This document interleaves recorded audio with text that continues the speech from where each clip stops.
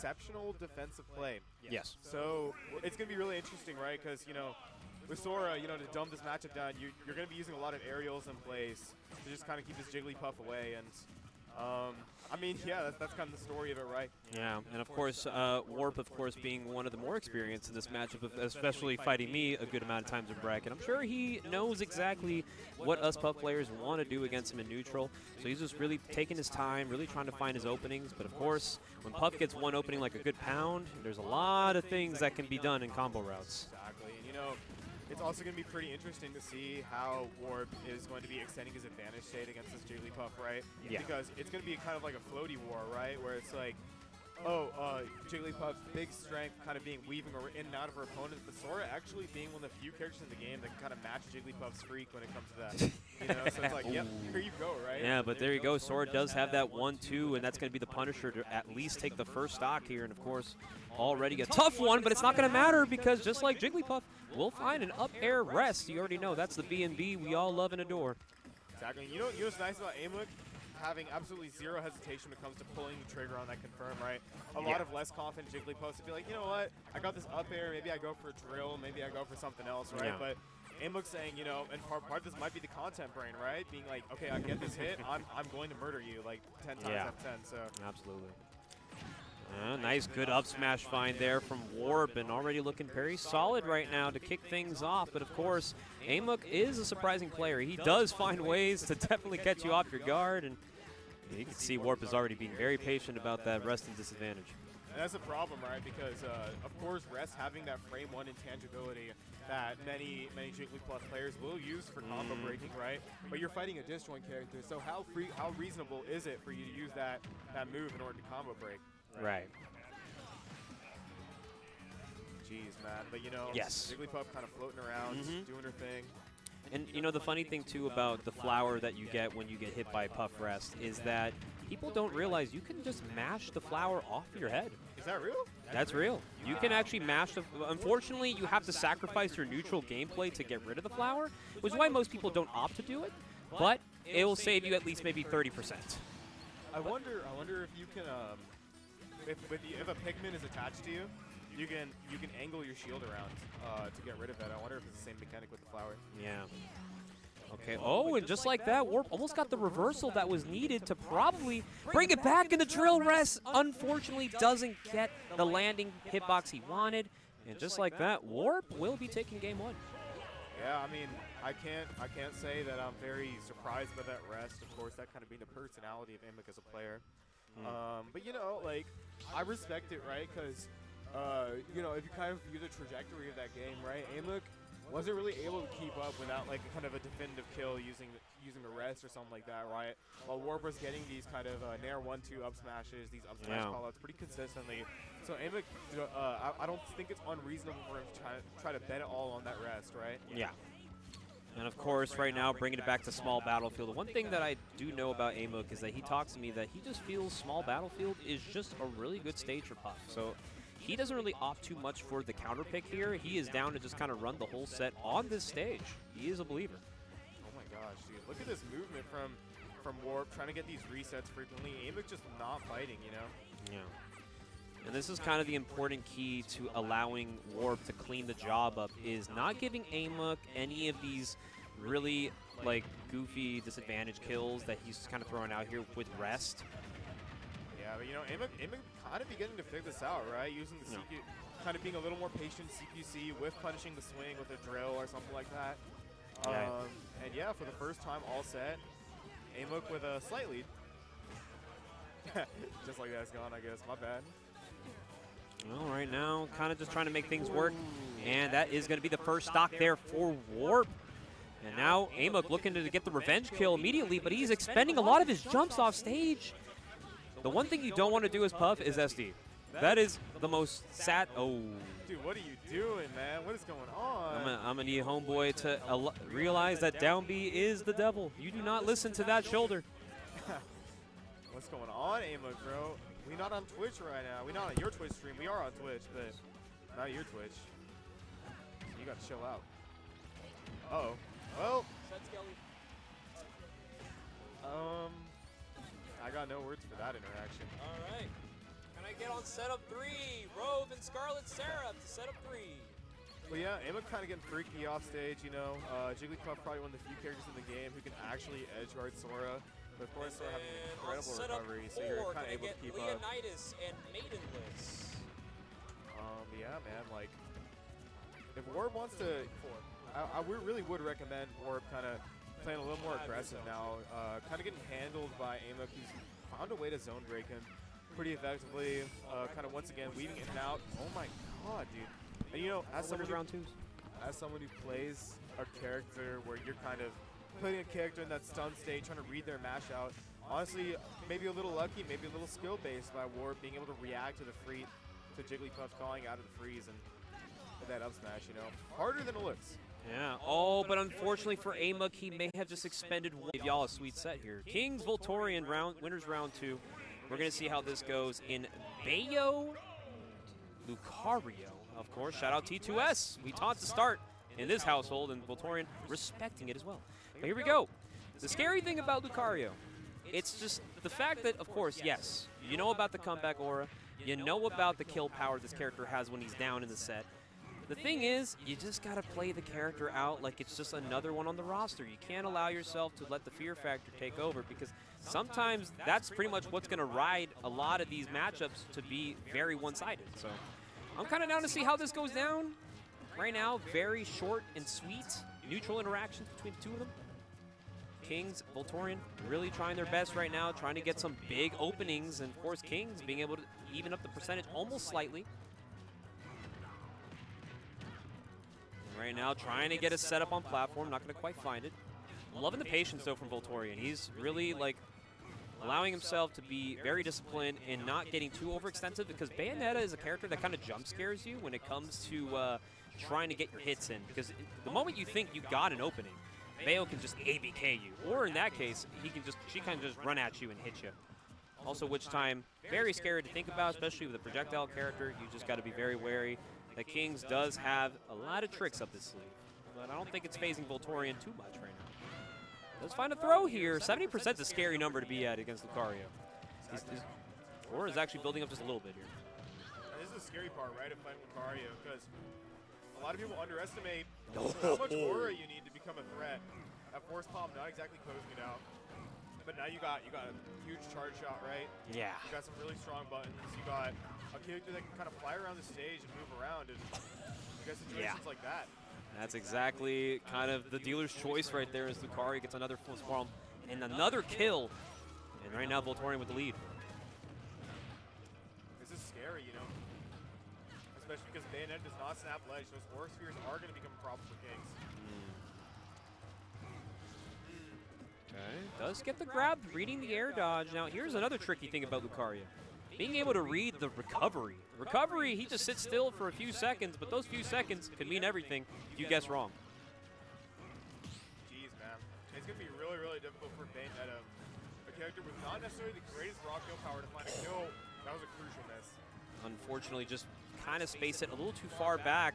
Forward smash punish not going to complete itself, and Voltorian's kind of just running away with the second stock right now. You see the aura building up on this character. You do not want to let this character live any longer on this percent right now.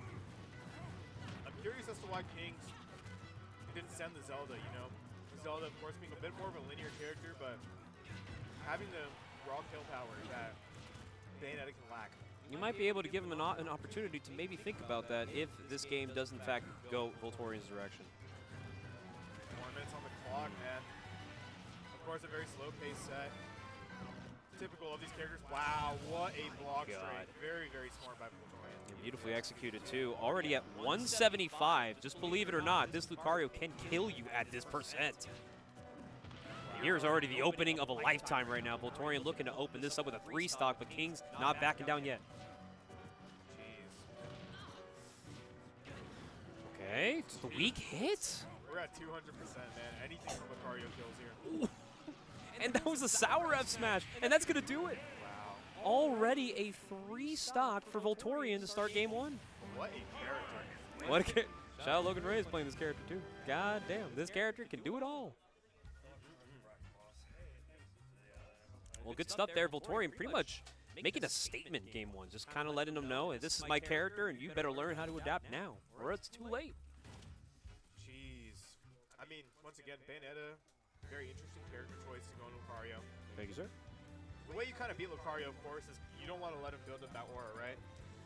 Bayonetta, of Thank course, you, sir. being a character that if you're not very confident with the confirms, if you're not very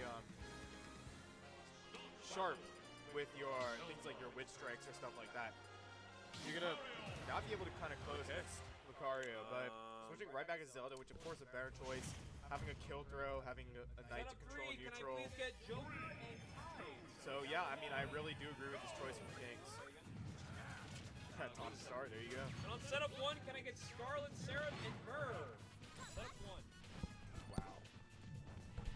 Wow. Sputnik with the upset over Myrrh. Yeah, that's off.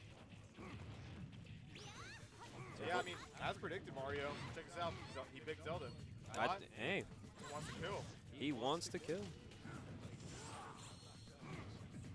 Yeah, oh, you won 2-1. Gotcha. Okay. I'll do that for you. Thank you. You know, for someone who doesn't own the game, he's pretty good. I'd say his Lucario conversions are low key like. They low key kind of go crazy. Exactly, dude. Like he looks like he's been in the lab. Like I don't know. That's what I'm saying, dude. You want to play your set right now, Shrutik? I'm down. All right. Go to setup 2. You're playing Kaizen. Okay. Setup 2. Can I get Nazura and Kaizen? Setup 2. All right, we're going to bring it back to you guys really quickly here to game 2. And, of course, already the Zelda coming out in the counter pick here. Would like to see if this could actually extend the set just a little longer. And right now, King's making good do out of it. But that Force Palm still cleans it up very nicely and already puts himself on the board, luckily for him. All right, but right now it's, you know, it's a little scary. But I think Kings can figure it out. I think he's got it in him to make things happen. 2-0 for you. Thank you. I'm going to try to TO while also giving you guys top-notch commentary, and trust me, it's actually a lot harder than you think. Let me just make sure I have these things going, and then we got Leo with the 2-0. Sick.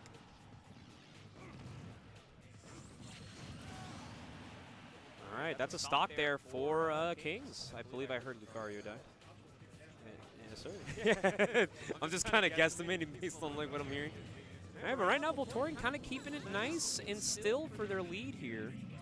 Doing a pretty good job in trying to advance themselves through this bracket. And FD is a scary stage as well to take Zelda to because, of course, the fact that you have to land on her with her options being pretty much, very much an obstacle course for any character to have to overcome. It's a little difficult. But King's trying to hold on to this second stock, especially with Lucario. Not necessarily strong in the aura section, but he might be able to make things happen. Okay. Doesn't dodge necessarily the aura ball or sphere. Voltorian doing a pretty good job trying to find his conversion and finds it. And last stock here for Kings. This could be something.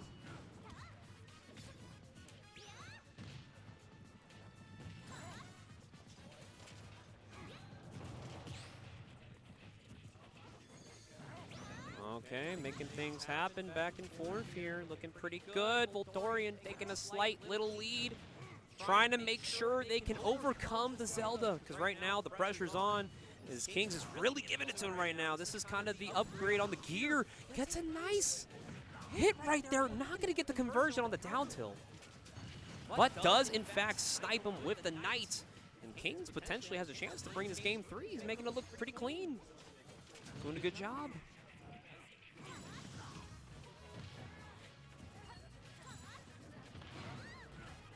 All right, but here we go. Everything and anything is on the table right now, and Kings doing their best right now to survive. Voltorian gets hit a little bit with the Din's Fire here. Here comes a setup on the Aura Ball. You do not want to roll into some death. Solid stuff. Oh, just getting hit by it. Just rolls in. Doesn't find it. Oh, gets hit with the neutral B.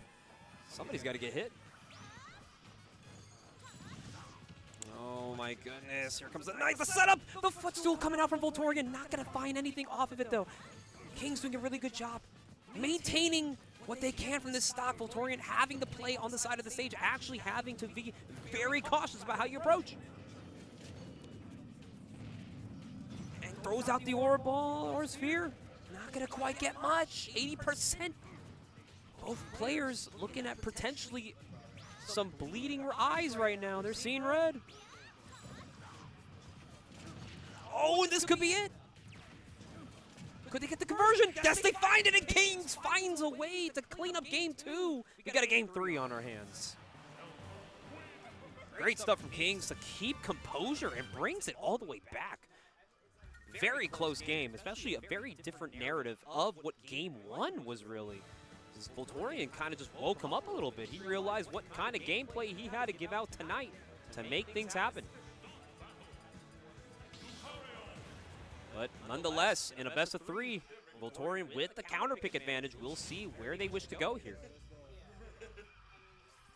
And we go into Kalos. I obviously not a bad choice for Lucario. And, you know, screw, yeah, we got to get the top to start. Don't worry, we respect it. But you're going to take 21%. King's giving himself a little bit of leeway to make that opening hit. It's so scary right now. Playing very well, both these players. They really want to get a chance to keep this winner's bracket alive for them. Doing everything in their power to make things happen.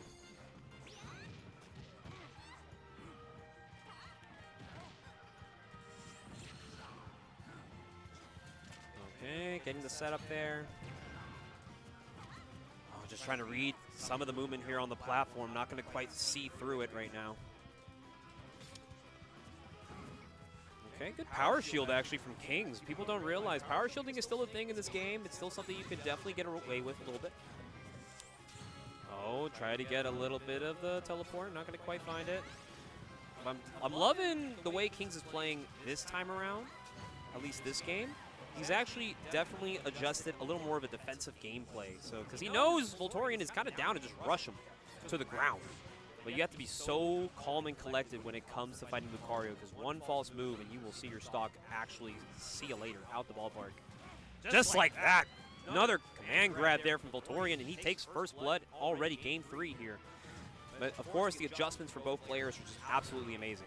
Kings looking to get this edge guard, catches the air dodge, and that's all it takes. Kings being able to equalize it up with the revenge. The Din's Fire, a good choice. Making him have to go off stage for it.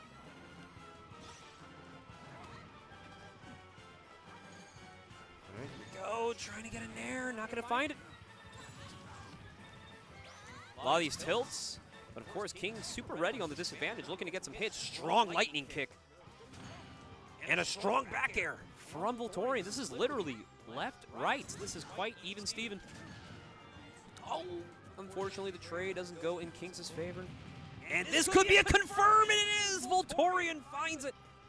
In a last stock situation now. Kings having to once again fight back from the depths to make this happen. Oh, but it finds a strong lightning kick already. This is last stock game 3. Somebody got to go to losers, man. And Kings doing their best right now to stay alive. Good dash attack. Resets the neutral here. Looking to find some more opportunities to get some hits here. It's scary for both these players right now. Just up and atoms.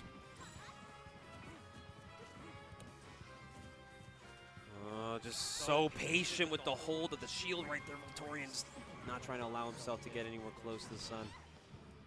Falling there. Good hits coming from both players right now. You are at the edge of the stage. Lucario is looking for the kill confirm right here. But of course, King's going to keep on holding back, allowing himself to be a little more patient, moving around. Voltorian trying to get in somehow, some way. I'm telling you, the defensive play right now from the Zelda is working phenomenally, keeping this Lucario at bay, but you got to be very careful about what you whiff on shield. Back to center stage. Tries to find something going. The Tomahawk not going to quite find much. And he gets the dash grab. Not going to get much more off of it, though, and does catch the landing. This game couldn't be any more closer, and right now they're both looking for it. Dash attack. One night might do it. And it will! Great stuff from Kings and...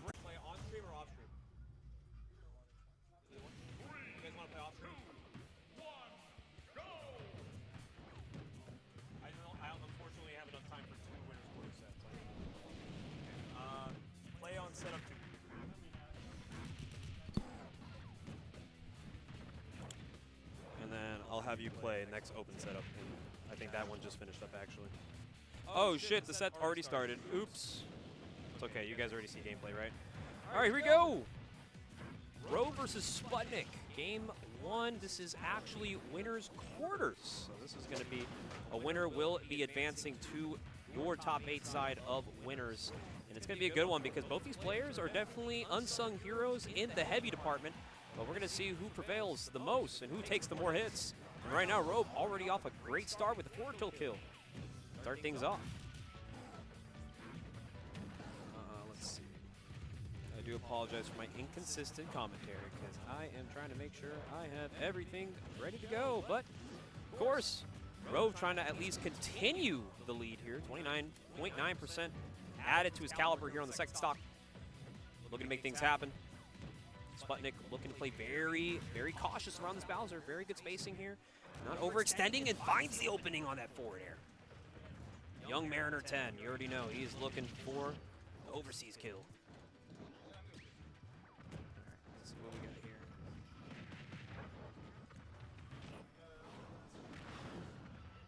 Two up. I'm gonna have you play again, Joker. Setup 3, can I get Joker and Maidenless? Setup 3.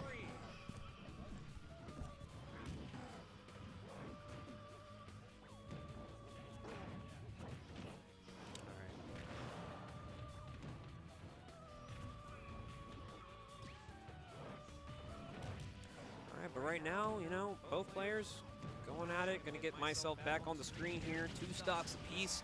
Rove, of course, advancing the advantage state here. Looking to put this DDD away on the second stock. But look at Sputnik. Does get grabbed. And we'll have to send that second stock home. But, of course, still a very tough battle from these two players. We'll see. Rove does get the opening. It's going to be big damage. 32 off the grab. Okay, good spacing on the Gordo. He gets 30 for his troubles. And a down smash on the getup.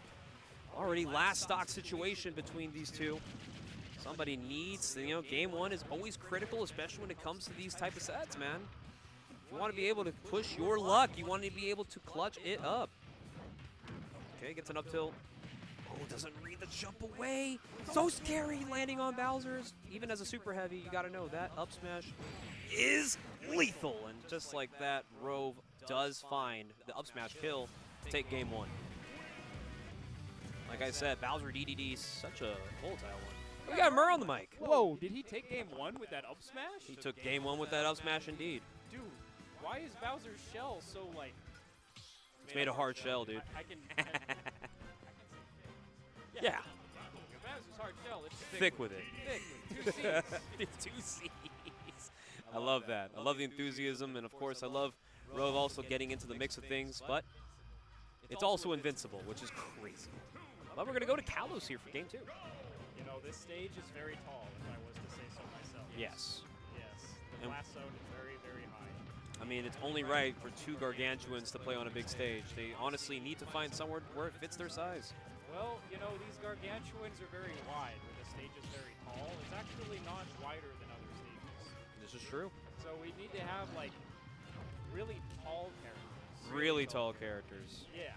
Unfortunately, neither of these characters may fit that bill. As a matter of fact, luckily for us, we don't have characters in Smash Ultimate that are actually like half the size of this stage vertically. That would be kind of nerve-wracking. That would be intimidating. Like, Oh yeah. Screw heavies. It's all about the tall, flimsy guys. Oh, and just like that, Rove is making all his money off of up smash punishes.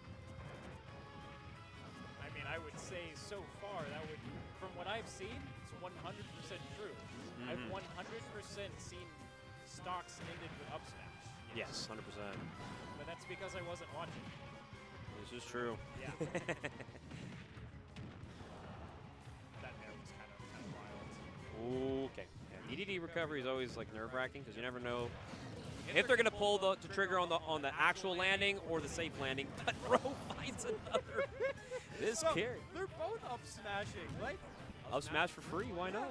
dude, they both have such freakishly good up smashes. And just like that, Rove in the driver's seat, and of course Sputnik trying to bring this back slowly, but the way Rove has been playing confidently, he is looking to just take this already. I'm surprised that shield poked is a good combo. Forward air and the grab and the up throw and the up air. Man, that's so much damage when your character is Bowser. Yeah, that's so true. And right now, Rove has the opportunity to put it away. Let's see if he's going to risk it all or he's actually going to play it safe. 'Cause right now, Sputnik is looking to play it safe here. He got kicked by a little foot. Did. He did up attack. Oh! That was, Oh, it shields the forward smash. Scary move. I thought Mariner up smashed there too. That is, it looked like he did. Oh, got to land on this Bowser. Rolling Fortress. Rolling Fortress into the directional air dodge. Unintentional. Oh, so scary. Yeah, okay, good spacing and the late dash attack gets the kill. Can Sputnik bring it back? Okay, shield. Oh, the double down tilt. That scared me too. Whoa, wait, Sputnik. Bringing it back slowly. The spacing. Okay, I mean, that 15 damage, you know. Okay, I'm loving the spacing right now from Sputnik. He's actually playing this super patiently, not trying to overextend, but it doesn't matter because the Bowser back a shot to kick things off here. So winner's quarters, Nazra versus Warp.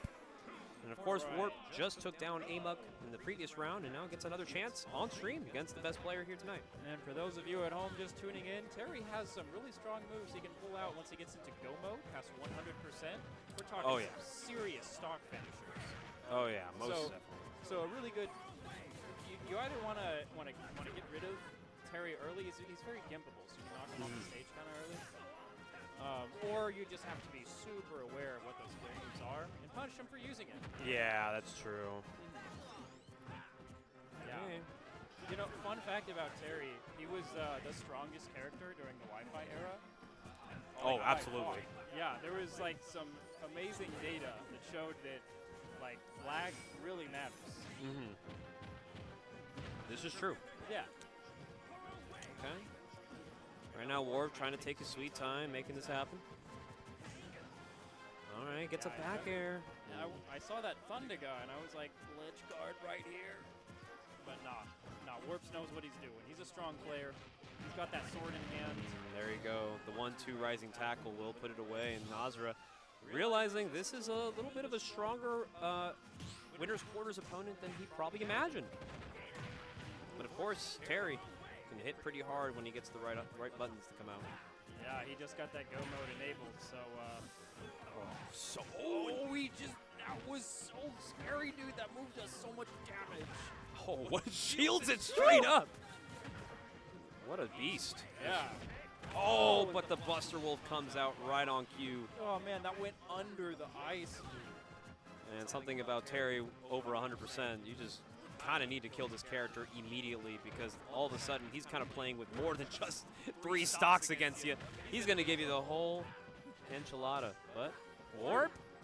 I miss enchiladas. Enchiladas are good. Dude, I'm about to go back to a land where you can get a 12 Oh, enchilada. no. Yeah, and just gets caught with the Buster Wolf, and Nazra will take game 1 in 3-stock fashion with Terry. Hey, Mario. What's up? $12. You can get Tex-Mex enchilada combo plate at a sit-down Mexican restaurant in Austin, Texas. Dude, what? So obviously what this entails is the next time I go to Texas, I need to go to Austin and make sure I go there. That's kind of what needs to happen. If you go to Austin, go to Perry's Steakhouse. That's where you'll find the best food. Perry's Steakhouse. All right, I'll keep that in mind, actually. I do intend to travel a little more domestically, so hopefully when I do get the opportunity for some free time, I do want to fly out to Texas. That's actually one of the next states I want to fly out to next to, like, Colorado for the winter time because I'm a big snowboarder. I love the mountains of Colorado. I don't want to live there, though. Yeah. All right, well, game 2, we're going to go to Hollow Bastion here, and of course the center platform does opt for kind of a better combo route for Warp with Sora. But, of course, Terry can also kind of take advantage of the solo plat in the middle as well. See if Warp can try and capitalize. He almost got the whole thing, too. Yeah. Some phenomenal DI out of Nazara is going to get him out of that combo. Okay. Yeah, I think that DI was reactable, but I think Warp just didn't expect that direction. Oh, my goodness. Okay. So scary. Gets hit. This is stealth. He did the Thunder Gun back to edge guard that time. It is kind of crazy that you can just jab confirm. Oh my god! Oh, whoa. That almost killed. Dude, that was So much is happening for sure. Dude, there's more that's going on in this game than in a bowl of Lucky Charms.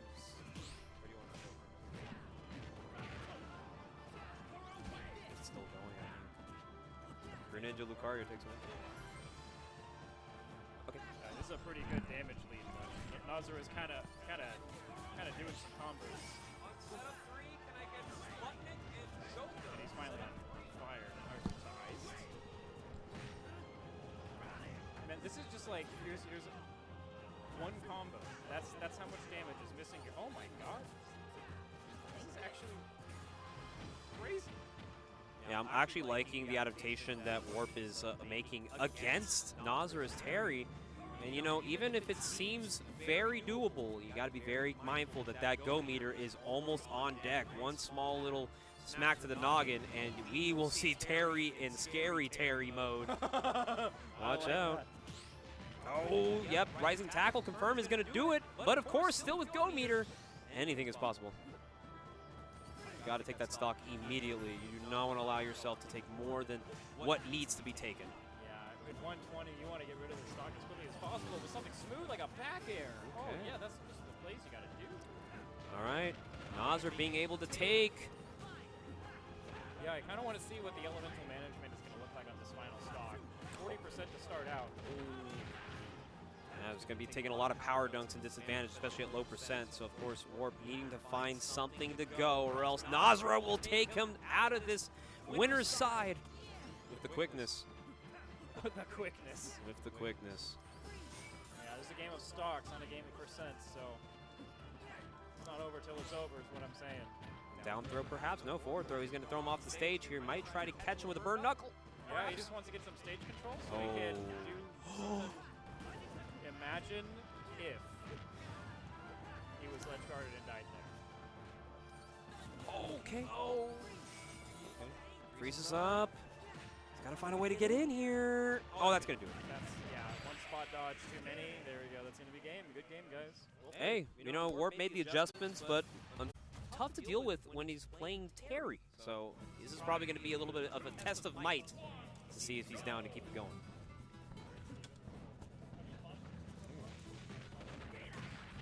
All right, here we go. It might be, yeah. It's a little scary matchup, too. All right, Mur, I have a set. Setup 2, can I get Hayes and Mur? Setup 2. Setup 1, can I get Warp and Voltori? Setup 1.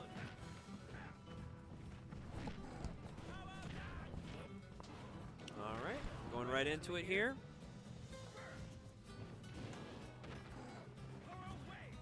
Appreciate you guys for hanging around, trying to get these sets queued up, ready to go.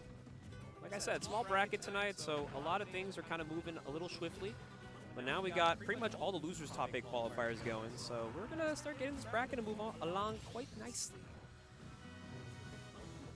But this is our first best of 5, so of course, a lot of players do like to have the opportunity to fight a good player such as Nazara in best of 5 setting, because you feel like you get the most time to maybe adapt to playstyles.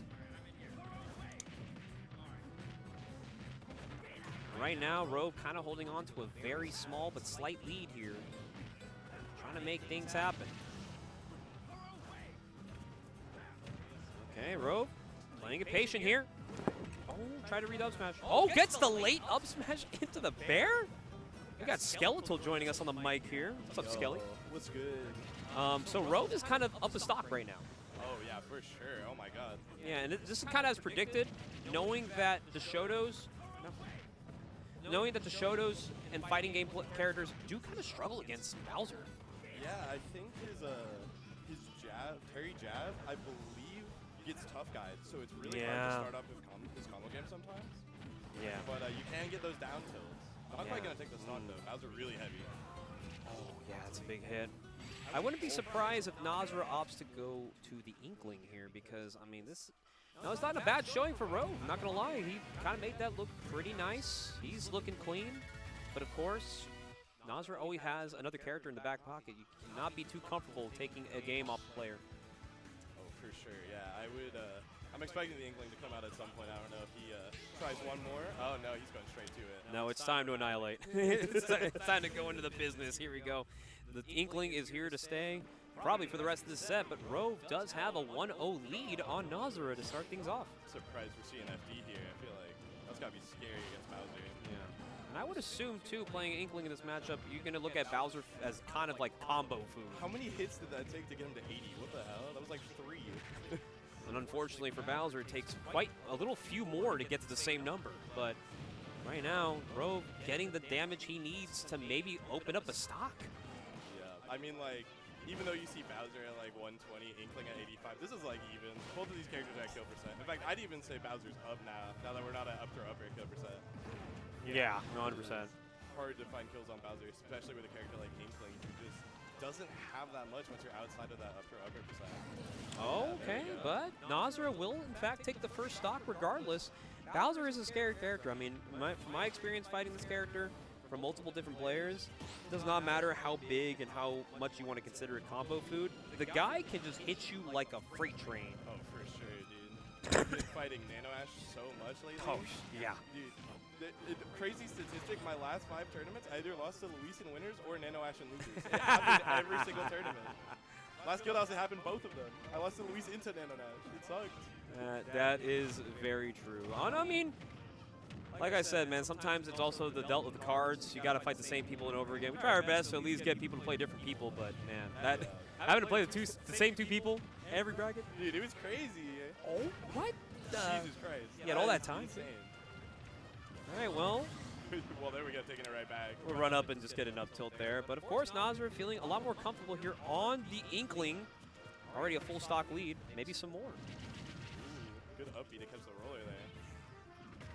Trying to get back into this, but this combo game has just been crazy. Able to rack up so much damage. Oh, man. So scary, too. Soft bear into bear. You already know. Oh, my God. I thought that hit him. I'm not going to lie. Oh, yep, Rove trying to get something going here because already kind of on his last stand in this game. Nazra is looking clean with the Inkling. Yeah, Bowser wants this over already. He knows if you let Bowser live a little too long, things can get really out of hand. So you see him looking for these rollers. He wants to kill right now. Oh, that might might just be do it. it. Yep. Yeah.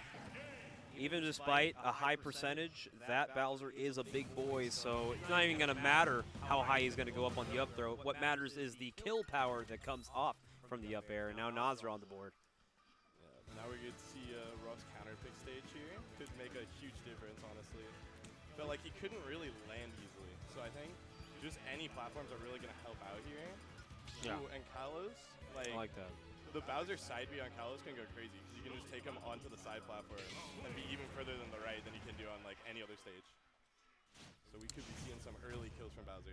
All right, well, game 3, tied at 1 apiece. Let's see if the counter pick for Rove is actually going to work out for him.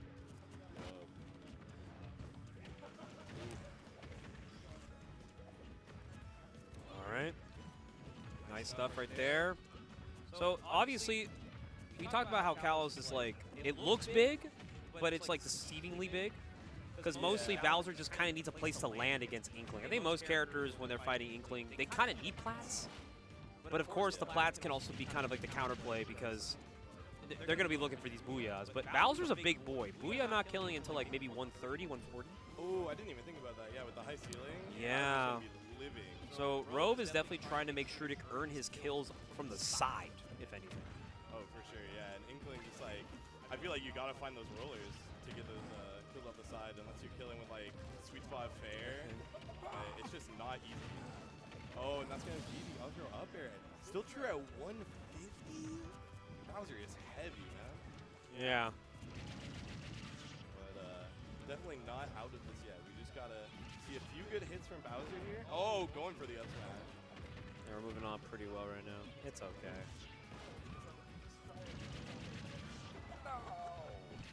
Dude, Ooh, good there was a fair. time at Euphnet where I got 9th place like 6 straight weeks, regardless of the size. If you had 20-man Euphnet, 9th. 40-man, 9th. And I'm just like, I can't win. I can't win. All right, we're going to get Sputnik to carry me and, of course, help Skeletal here on the comms here, because your boy can't commentate in TO at the same time, unfortunately. Well, you've been doing a really good job of it, so I I don't appreciate know. that. Yeah, I'm trying my best here, but of course we got Skelly and Sputnik to kick it off with the mic here. Yeah. Yeah, and I mean, we've just seen, since this Inkling came out, it has been pretty tough for Rob, for sure. Yeah. I mean, Rob is playing really impressively right now. Like, forcing Nazura off of the Terry, like, all things considered, he's really, really good, and he can have these good runs. And, you know, he is living, and killing with Inkling is not the easiest thing, right? Like, Nazura can make it look easy at times. Really, really consistent at finding that booyah. But, you know, it's still not the most trivial thing in the world. This is the right percent, right? Oh, he Ooh. misses it. It's unfortunate. It's going to be really hard. If Bowser gets out of that window on Kalos, it's going to be so much harder to find that kill. And I think we're out at this point. Yeah, well, that'll do it, though, yeah. Good stuff there. Rob overextending a little bit, maybe missing that ledge. Now he has to climb himself out of a hole. And this is like, if you're Bowser, you're just, your mobility isn't that much worse necessarily, but once you lose neutral, you're just getting taken for a ride. And it's so hard to get yourself out of that corner. You see Rob having to resort to these dash attacks, which does get him out of danger for the time being, but just doesn't get very much off of it.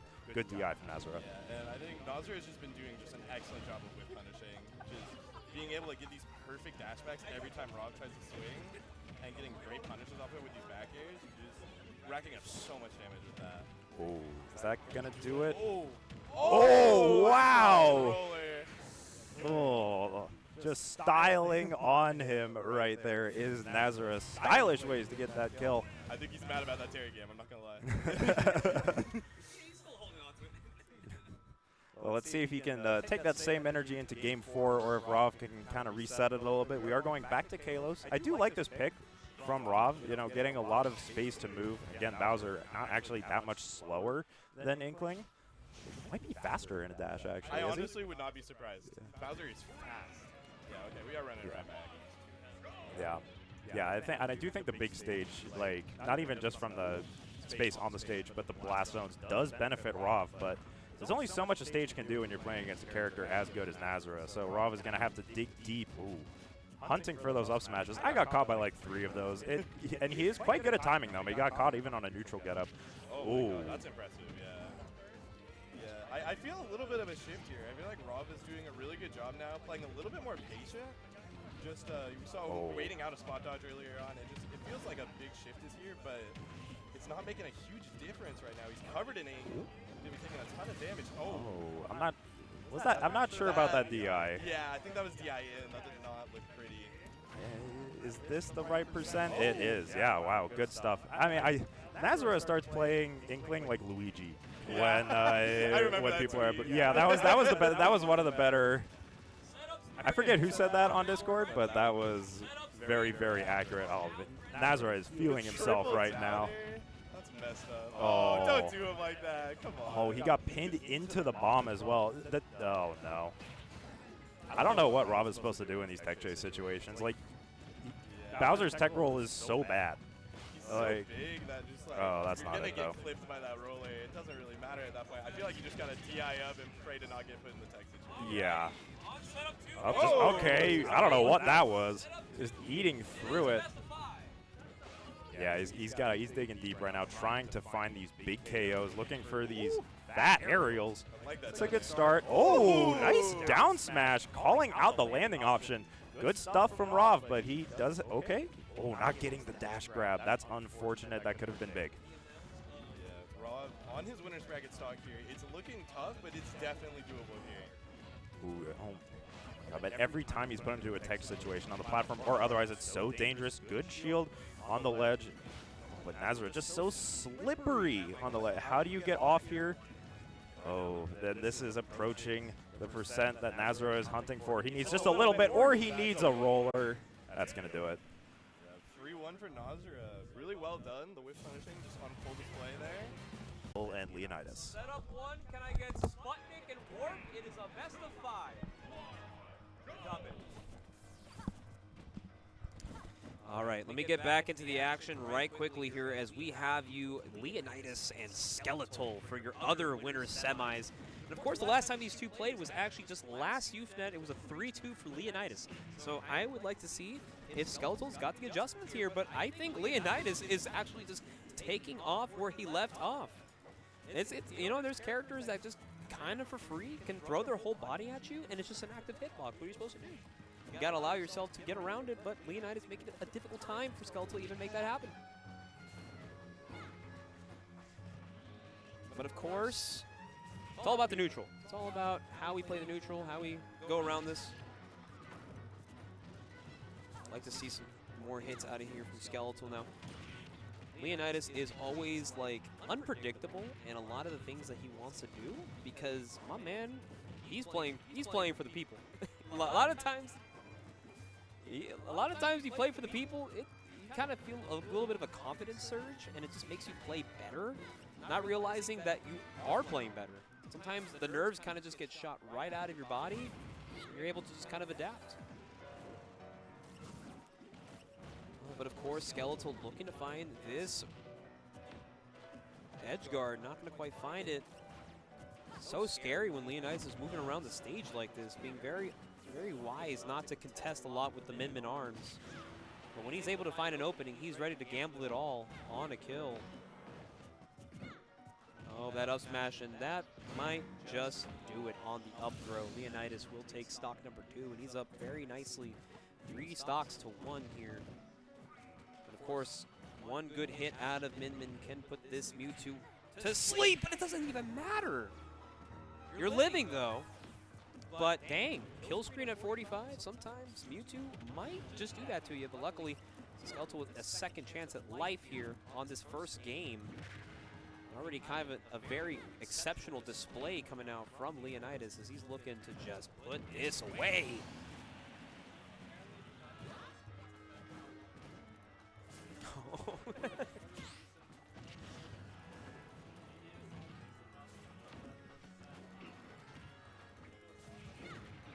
Oh, yeah. It's on point 9. Oh, wow. And Leonidas actually cleans it up game 1. So that's going to be quick work there.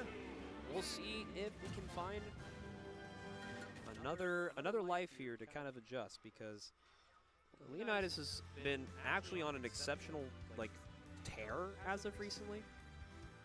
You got to give him credit for as far as he's came. Real ones remember Leonidas as Mr. Hockey. Real ones remember. Shout out to the old tags. If you remember somebody's old tag, that's how you know you've been around for the longest. You've been gaming for too long, man. You're growing gray hairs. It's time to make things happen here, game 2. Maybe we don't have to age as fast. We have 1 gray hair. Somewhere there. All right, game 2. Leonidas up a single game here. We got Kalos, which of course, good stage here for Min. Can definitely play around platforms nicely. And of course, what's crucial too is being able to survive. I think the longevity of your stock against a character like Mewtwo is so important, because allowing yourself to get hit too early and too far off the stage can be the game changer in some of these type of sets. We don't really, oh my god, the double parry from Leonidas. It looks like Skeletal's looking to take it from the skies here, not really trying to contest too much at horizontal level, because Leonidas is just really good at just trying to find these pickups. Oh, straight a little too far off the ledge, and Skeletal's going to just fall down. We won't have to drop the first stock here, and Leonidas already looking very nice, very clean with it. Okay. A lot of rising hits coming out from Leo. This could be a stock. And he goes for it all, but SD's in the process, giving Skeletal a little bit of some light here this game, too. If that confirm would have went through, I'm telling you, that would have been nice. But unfortunately, you're now going to have to actually reap the repercussions of your greediness, as now the set is just pretty much evened up. Now Skeletal being able to play their game right now. Nice, great spacing from Skeletal, and just like that, the greedy move off stage actually causes Leo not just a stock, but now this is a last stock game perhaps, if he can find this edge guard. I'm surprised he actually lived that, I'm not gonna lie. Getting off the ledge, there it is, the confirm off the Shadow Ball. And it's a last stock situation.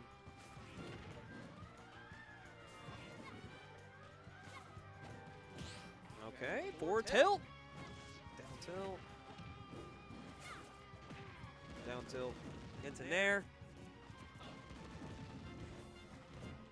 Oh, great. Yeah. Gets hit with Dragon Arm, and in the process has to recover here. I love the short hop, empty hops here from Skeletal, playing this super well. But unfortunately, Leonidas regains their feet. Not going to quite do it yet. 126, got to find this kill.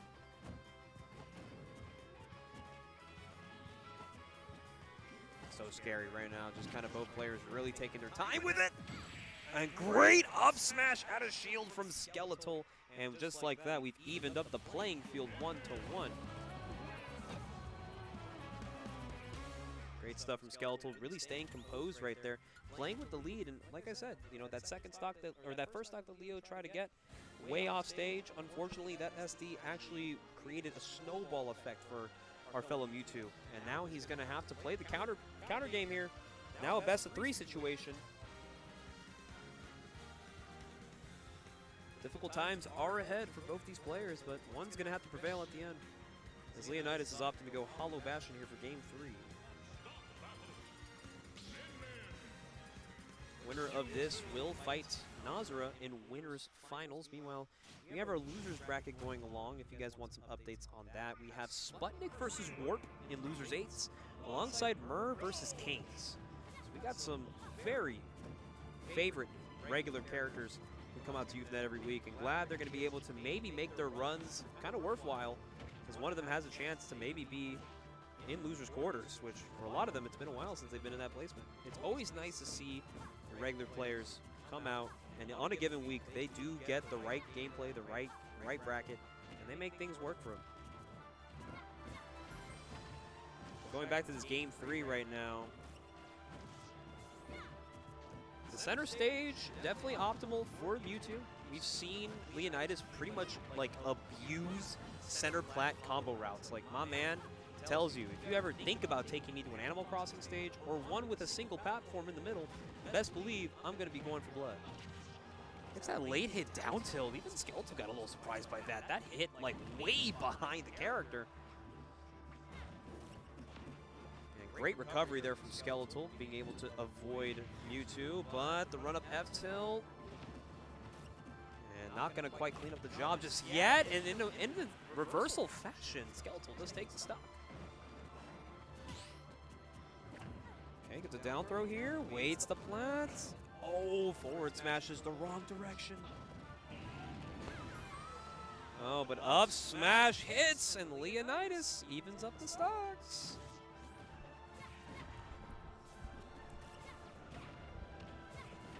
All right, big hits coming out.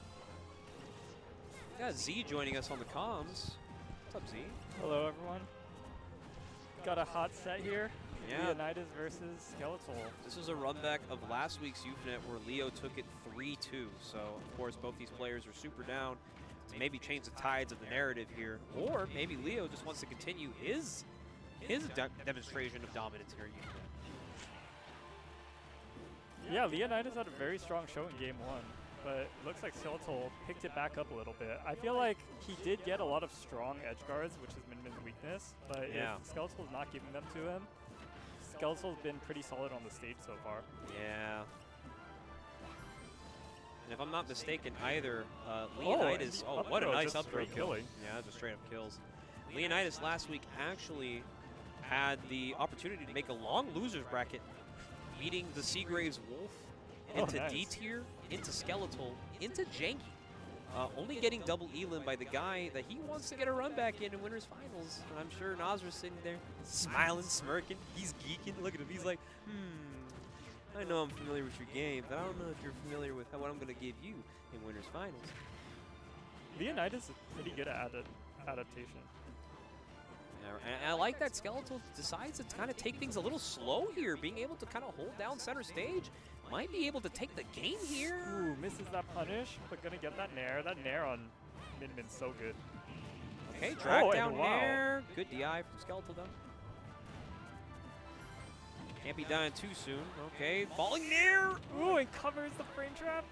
And I love the aggression from Skeletal. Needs to find the opening required to put it away.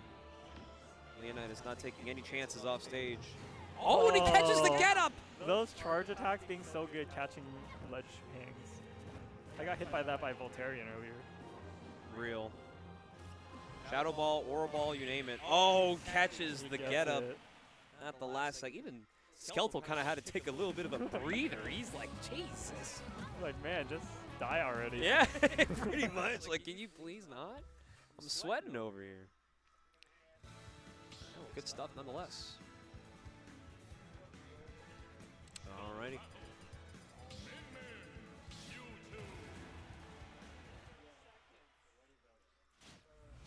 Looks like you will be fighting. I'm gonna have you probably on stream. They're gonna go back to Hollow.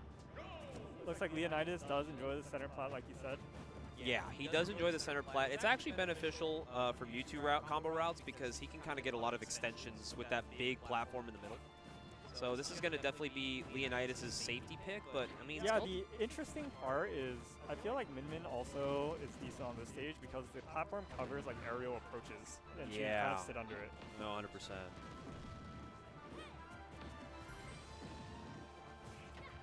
right, just kind of playing it. Good start here. Oh, what? That grab did not get. The pivot grab didn't even connect. Not going to matter, though. Great frame trapping. And this is scary for Skeletal. Oh, he gets it. Mewtwo's edge guarding one of, like, very solid. You can get run off nair to kind of just gimp you. He's got back air that kind of lingers for enough for 2 straight hits. Because that double jump, it's just enough height to, like, literally continue the edge guard. It's very gnarly. And you've got to be careful about the falling up airs, too. All right, but right now, Skeletal looking to maybe take this first stock here. Not going to allow Leonidas to run away with the lead too much unless he finds an opening. So scary. Oh, great second arm the other way. Covers that roll. And Mewtwo not going to be able to contest that nair with his own. Oh, what? In guard? Okay, well. Skeletal getting these ledge get-ups pretty powerfully. It's so hard to like be on the ledge versus Min. Yeah, and right now, like, also Skeletal's been doing a really good job, like, trying to catch some of these timings on Leonidas' recovery. Mewtwo's a tough character to two-frame, let's be honest. Right, but the advantage of Min is kind of like, you can't just hold on to the ledge, because you might get hit by the arm. Oh, and that's the Leonidas special. The down smash. Already looking like he is ready to maybe repeat history from last week, trying to maybe force a game 5 here. How does he get away with it? Runs up, doesn't get what he wants, gets the footstool, oh, but almost catching the second arm. Now, Leonidas being able to hold down the advantage state here. Leo playing this super safe, not trying to waste the stock too soon, being able to jump over Min. Okay, I like the option there to teleport center stage, kind of throwing off Skeletal's ability to maybe hit him. Recovering high. Good up tilt from Skeletal. Oh, great shield. His up smashes have been great. It's a last stock situation, but of course the percentage is not going to matter, especially against Min. You got to be careful how you recover here. Okay, good weight there from Leonidas. Both these players looking to extend their life here. Man, he was ready for that double nair. Oh, and catches with the dragon arm. Is this going to do it? No, not quite. They're just hitting each other. I already know there's gonna be United's looking for a combo starter. I already know a crazy smash attack call out is going to happen. It's so scary. Does catch the teleport there. Oh, the strong F tilt. Lands with the He nair. gets that combo. Is this gonna kill? Not gonna Oh, kill, not but it's yet. gonna do some good damage here. Great recovery from Skeletal. Having to make it back to stage. Gotta be careful about this megawatt. Oh! He lived! And he lived! Smashes. So like, we could definitely be seeing some crazy early stocks here from Rob. But here we go. Starting off PS2, a little bit scary, but not too big of an issue, I think. Until we started seeing those up airs connected, then maybe I'll change my mind. Oh my gosh. I thought that might be it right there. Ooh! Up till going over the up B. Now it's even. Jeez, the tilts. Dude, if that Nair Bear hit, that killed, by the way. This character's messed up. Oh my gosh, we're already seeing those up smashes come out. I respect it, honestly. Those are, like, when that move hits, my god. And it's invincible, so it's like a great anti-air. And with Mario being in the air so much, especially Mur. Mur loves those landing back airs, landing up airs. I'm definitely expecting to see some up smashes hitting.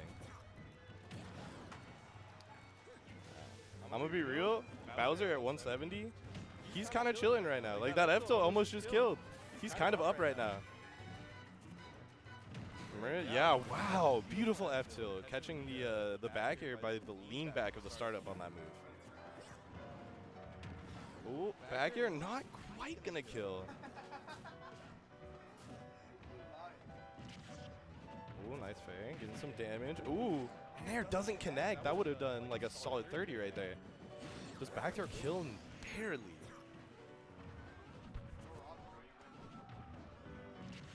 Okay. Oh, scary situation, but just missing the shield. I just wanted to give a bracket update.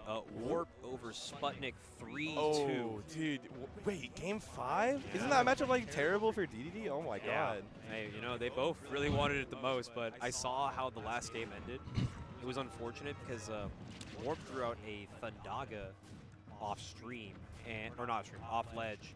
And when Sputnik threw out the Gordo got reversaled off the Thundaga, and because of the heavy boy armor that DDD has, he kind of didn't get hit by the Thundaga, but the Gordo was the one that finished him off. Oh my gosh, that is tragic. Lost to his own projectile.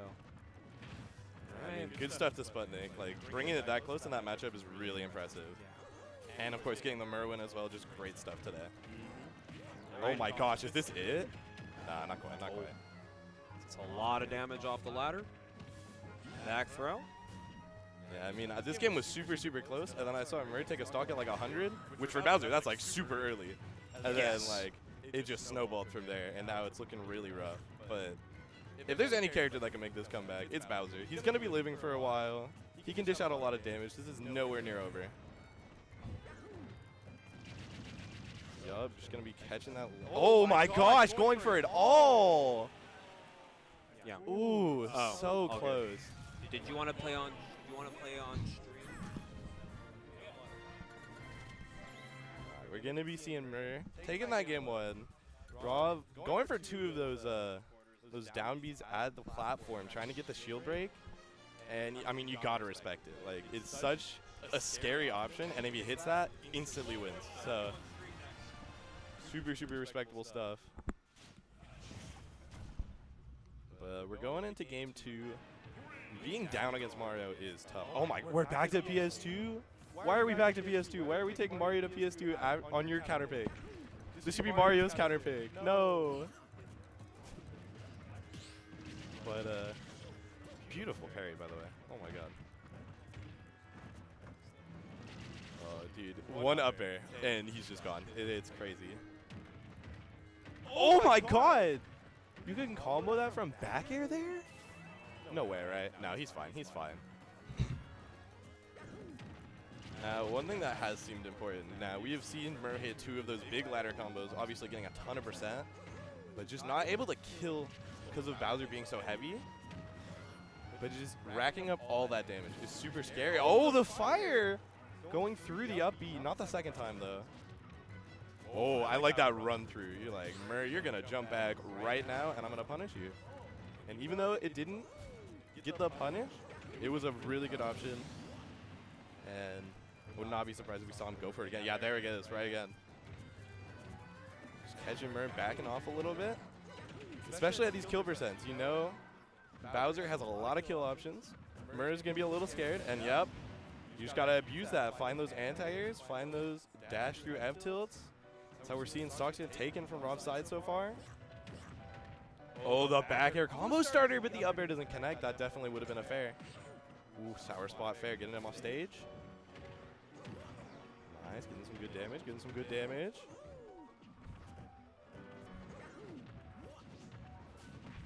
The nair, oh, that could have been big, but just not going to connect. Downer, no, we're living that. Ooh. We're doing a really good job finding his way in right now. The back air barely not going to kill, but he's doing a great job of just like not focusing too hard on the kill. He's just looking for the right hits.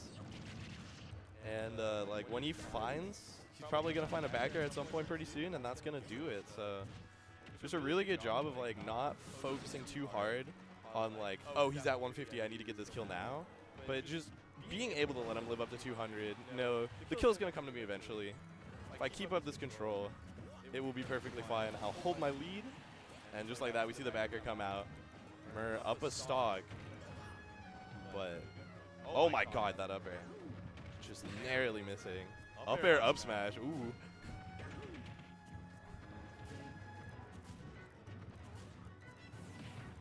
Oh, good. Good back air, getting him off stage.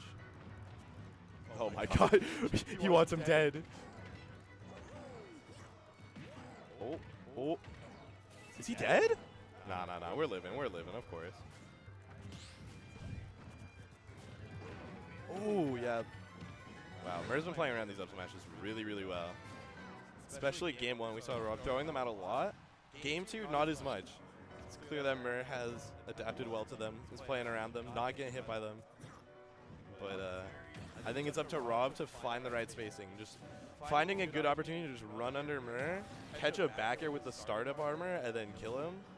I think that's really how you get back into it here.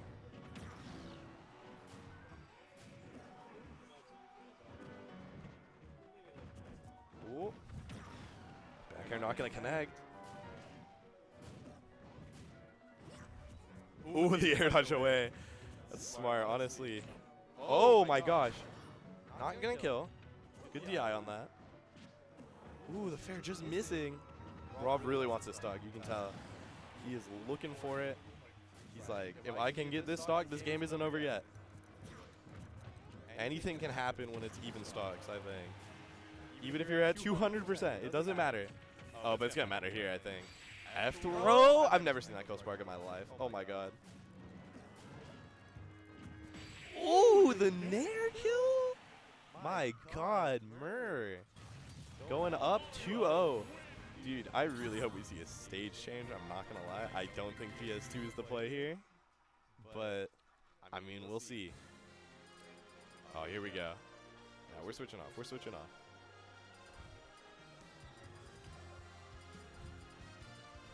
Never mind, we're going right back. Never mind. Yeah, Mario is just getting the most insane combos on this stage. Racking up really, really good damage. But, I mean, he feels confident in the stage, so we'll see.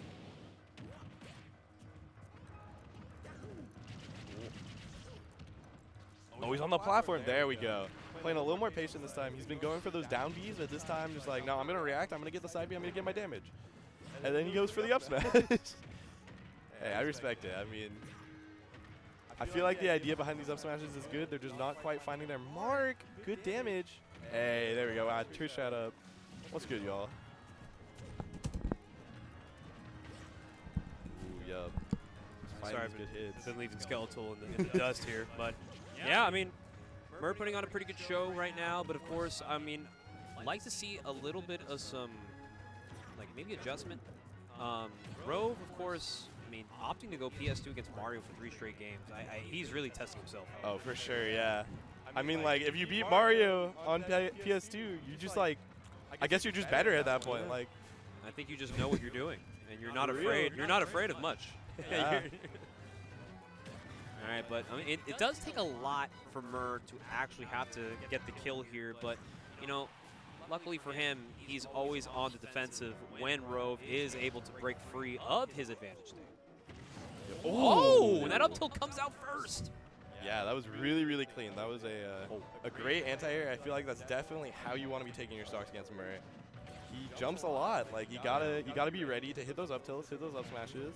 Yeah, I think Rose might have to adjust his Bowser to be more anti-air friendly because a lot of these empty hops that Mur is getting off of this gets the flood to finally calm down the Bowser. But, I mean, Rove is looking pretty good for this game 3 right now.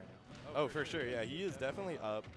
It can be really hard for Mario to find stocks, so just holding on to your advantage, not worrying about how much percent's really racking up. Oh my god, that is a lot of damage. Maybe do be a little worried about the damage, actually. That's a lot. Yeah, you already know up air galore. He's going to look for the kill off the top, and he's going to keep on searching. Oh, for sure. We have not seen a kill off the top yet, at least not from these up air chains, but they have just gotten so much damage over the course of the set that I would not be surprised if we see like an up air, down air killing pretty early still. All right. Like, I'm gonna be real, this is like even right now. Oh, yeah. One Nair Bear, and you are gone as Mario here. Oh, the fair! Oh, I don't think there's a jump. Oh! Beautiful recovery. That was great. Yeah, the early upbeats from Mur is really good. It's preemptive enough to catch players off guard because they're just looking to see if he can get ledge. That back throw not going to quite do it yet, but 205 is just an average stock Bowser has to tank against Mario. Oh, yeah, for sure. In the back area, yeah, I was about to say the rage is going to matter a lot here because a lot more things are killing when Bowser's at 200. Oh, and he gets the grab. Big damage for Rove. Oh, the late Nair, not going to find much. Oh, just landing on that shield. Got to be a little more careful. Maybe throw in like an empty land side B at some point in there. Yeah, right now Rove is playing with the lead, but against Mario, especially at low percentages, you have to be very wary of the platform gameplay that Mur is going to take you on. Yeah, I mean, we saw this last stock. Rove was up. He ate like 100, but then the back air, yeah. Rinse and repeat. He takes some damage, he hits the back air, he wins the game. That's all he's got to do. And Rove putting himself on the board. He is not down, and hey, sometimes 3 PS2 games all it takes to figure it out. Yep, and it's official. Because of DSR, we cannot go back to PS2. But you know what? They're going to do it. They're going to do it anyways. No, I respect that. I respect that. Yeah. I mean, hey, we have rules for a reason, but if they're down to just keep on running it, fuck it. Yeah. Yeah. Pretty much. All right, here we go. Game 4, back on PS2. Yeah. So, it's possible. It's definitely possible for Rove to win on PS2. We've seen it now. I have faith now. Yeah. I know why he's going. I'm starting to see like the light here for Rove too, because like the one good thing that he has going in this matchup is living very long. Oh, and of for course, sure. Bowser doesn't take very much to find the kill percent on an opponent. So if Rove can find ways to maybe like throw down the damage trade with Mario more often, he's going to be able to take these stocks more sooner. Yeah. Like oh that. my god. I think he has taken the last 3 stocks with back airs at this point. He is just doing a great job of finding these back airs. And the Yeah. up B just doesn't kill. Maybe PS2 is the play. The blast zone's just high enough. Yeah, forget what we He's say. living. We don't know much about this game. That's real. I mean, like, Mario, you know, good on PS2, but, like, maybe not. Maybe we've just been lied to this whole time, not gonna lie. It's true. It's just an average stock that Rove is living on right now. The downer not Still going to do it living. yet. 182, even on a bear. Yeah, Rove on average is just living at 200. He's just kind of down. Yeah, I mean, you gotta think about the mental aspect of this too. When Bowser just keeps living at 200, you're like, man, why can't I kill this guy? I should be fighting these stocks way earlier, and you're just not able to, and it can get really frustrating. All right, But he finds the back air. He's definitely not out of this yet. We've seen him get like 0 to 100s before on Bowser.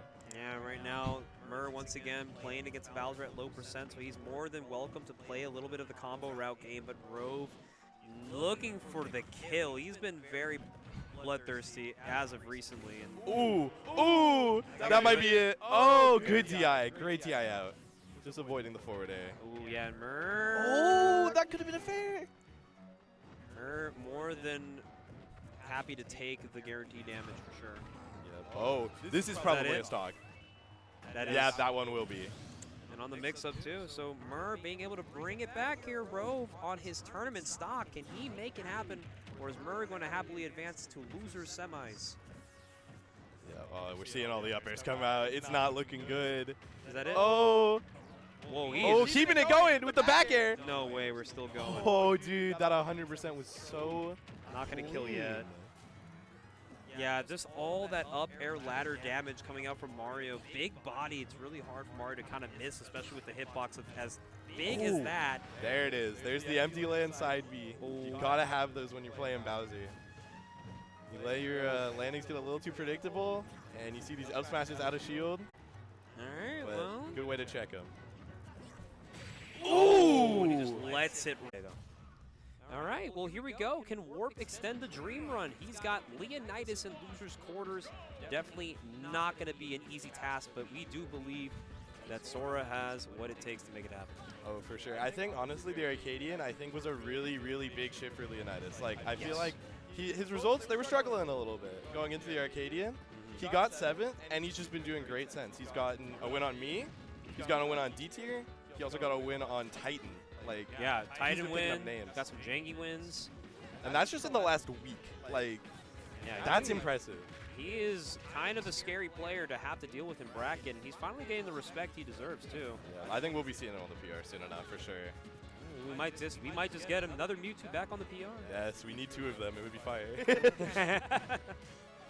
Oh, okay. A little bit of a Okay. startup here.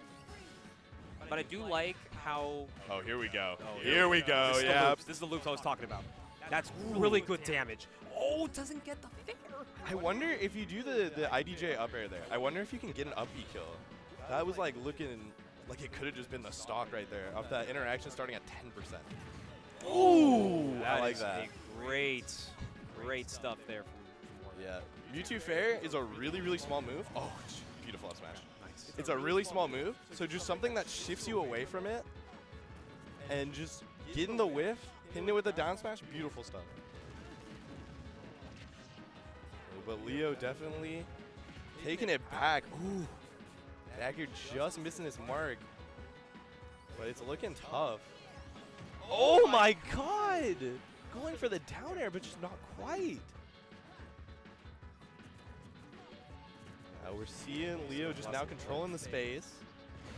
And wow, the Yathr's gonna kill there. Beautiful stock. Went from down a little bit to just up a full stock now. Just, he's so good at getting those conversions with Mewtwo. It's incredible. You want to know the crazy part, too? I just looked up Lifetime. These two are 1-1. Ooh. So if there's anybody in this loser's bracket that Warp would definitely love to play against, it is this guy right now. He's going to try and make his money. Oh, for sure. I mean, it's looking doable. Oh, but that is probably going to be it for that game.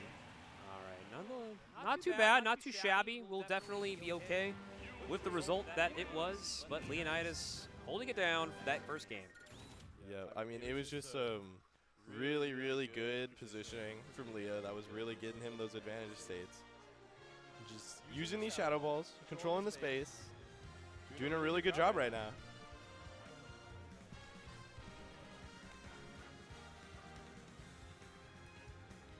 Let's see what stage we're going to for this next game. All right, Warp taking a little bit of a breather here, maybe trying to figure out what stage they'd like to go to. Maybe Hollow Bastion may not be the move too, because you've seen all the Mewtwo games that we've seen on Hollow. Yeah, he's gonna keep on running it here on Small. I think Hollow is definitely a stage you want to avoid. As much as Warp would love to take a shot at it, it's just not worth the trade, especially this deep in bracket. You want to play with your confidence. Oh, for sure, yeah. I mean, we did see some really, really good combos from Warp. I think you just got to get the neutral a little honed in so that you can be hitting those more. And we could definitely see a Warp win here. Hell yeah. I'm down to see Warp maybe make some adjustments here. Ooh, great start. Getting a good 40. Putting him at ledge. Yeah, one thing about Mewtwo that you always got to be ready for is these teleports behind you. Leonidas does them a lot. So you just got to be super, super aware. You got to be ready. He could just drop ledge, and he could just teleport behind you. Yeah. And if you're not ready.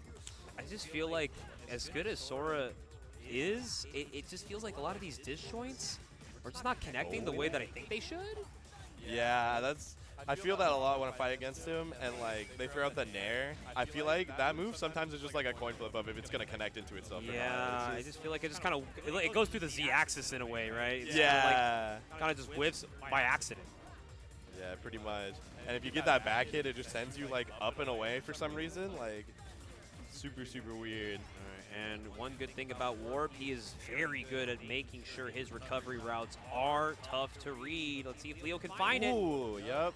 Great recovery. And getting the hit. That's going to reset it to neutral. That was really, really good. Ooh, the crowd's coming out for Sora. Is that it? Oh, that's going to silence them real quick, huh? All right, here we go. Leo is going to take a lead this time. Is that it? But, oh, Warp's taking it right back. And that last game, we saw Warp taking the first stock, Leo took it back, and Leo instantly got a 0-to-death. So maybe Warp will be the one to get a 0-to-death here. He will be the one to determine somebody's life here, and of course, There we go. gotta make things happen.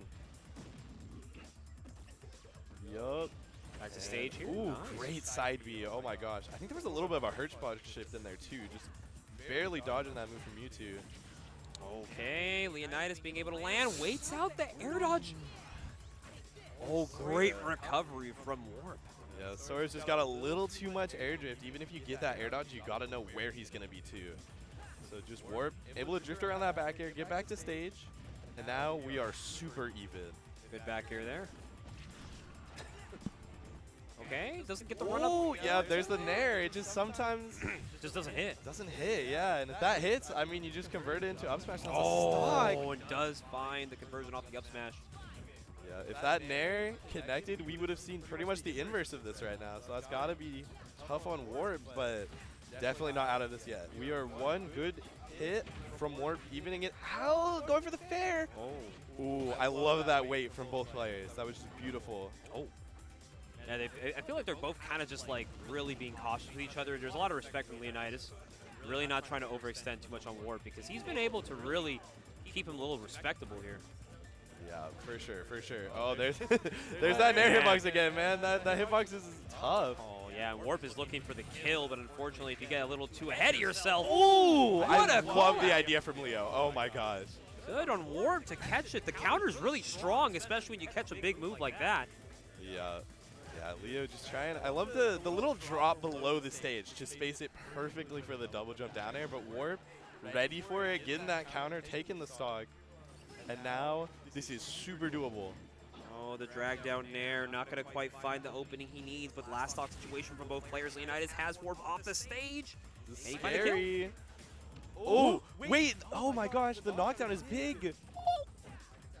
Uh-oh, drag Oh, down, no. not going to find it. Oh, not going to do it yet. He's going to go high. What a recovery. Oh, the down air doesn't connect. Oh my gosh, Warp is living. Dude, we are one good hit away. And just gets caught by the shadow Forward ball. air.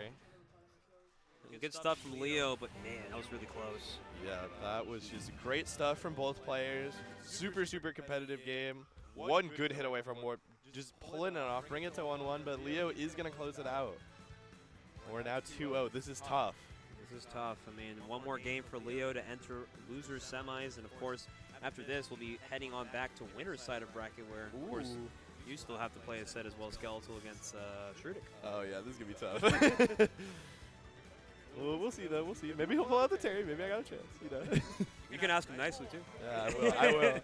I will. After every game, I think. I got it. I'm gonna ask you nicely to pull out the Terry. Yeah, man.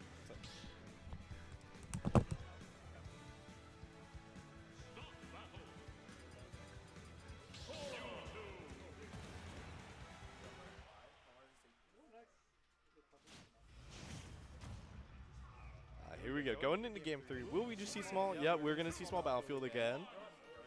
Definitely didn't feel like the stage was the issue there. It was very, very competitive. More competitive than that Hollow game, so definitely good to run it back. But, yeah, I mean, Leo getting a good start here. Ooh, falling off stage after the jab. Ooh. But getting back on pretty easily. I'm actually like really enjoying how Warp is like slowly but surely adjusting to like figuring out a little bit of a pattern from Leo. I mean, he's able to get a lot of these lingering hits off the aerials, and then he just tries to like discipline himself to be like back in neutral. Like a lot of players feel like when they get a hit, they got to keep going. But a lot of times, it takes a lot to hold back, knowing if your combo is not true. Oh, 100%, yeah. I mean, like, if you find the right option after just waiting there, you can get some big punishes. Oh! The whiff! Unfortunate. Warp might be able to live another day here. Very thankful. Oh, getting the up B. Oh. Oh, Leo wants him dead. Oh, my God. Okay, gets a late hit of the Thundaga right there.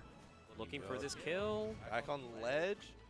Been seeing a lot of ledge jumps from Leo. This is gonna be interesting to see if we see Warp lock onto that and maybe start getting those punishes. Oh, yeah. Leo, he's been looking for that air dodge for a while. He's been missing them, but he finally got the air dodge punish there. He's gonna let him take a lead. Does that kill? I don't think so. Yep. Okay. Good DI, keeping him alive. Ooh, unfortunate, not getting the second there. Forward throw here. Let's see if he can find the stock. Gonna get him to ledge. He can. Oh, he's Oh, unfortunate SD. Yeah, I don't think because he knows that Sora F tilt does go through the ledge, so it's a little scary to try it. But I mean, hey, you're at 150, you might as well try to contest it. Yup. Oof. Okay. Yeah, I mean, I think one thing that I've learned from having to practice for Sora for like majors and stuff is shield is just so good into him. And you see Leo just like shielding all these rising fairs, all these rising nairs, and you just get a huge punish off of that. Yeah, and he's really quick about his reaction times too. Here comes another loop here, a couple percent here. His aerials are fresh, so they do a lot of damage. Oh yeah, for sure. I mean, this is so deadly for me too, because you're like nair up smash. I don't know if we're quite there yet, but we're close to that kill percent. So like this is really, really scary if you're Leo. Like one mistake and Warp can just get you here. Oh, great recovery! Oh! He just jumps out in forward airs. Being ready to not only get that super fast match, but get the forward air right after is just incredible, honestly. Like, you got to know exactly when you're getting out of that. Oh. Okay, there's a falling nair right here. Leo is more than happy to take some percentage. Oh, no! Oh, dude! Oh, my God! DDD giveth and DDD taketh away. Yeah. But good stuff to him. He's really improving. He's really good. And now we get into the thick of it. Now we got 1 and 2 seed Nazra Skeletal for game 1. Yeah, and right now they're just kind of poking and prodding at each other, trying to figure out how they're going to put each other into this disadvantaged state. That's the key with both of these characters, right? You know, Inkling does have a really good advantage, good movement, a lot of interesting tricks.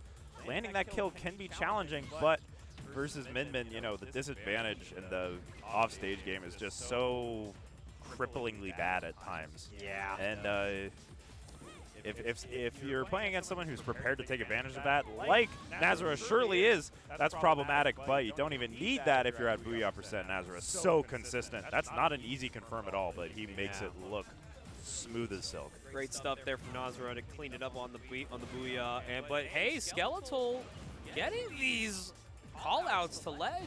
Oh my lord. One more might do it.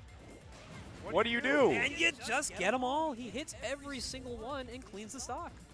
That's such a powerful tool. When you perfect that as a Min-Min, it just feels impossible to get off the ledge sometimes. Yeah, and this is scary right now. As you can see, Nazara waiting for an air dodge or some sort of drift in to continue on the combo that might be disjointed, but already massive damage on Skeletal. 82%. Got to be mindful that that Booyah % is very close.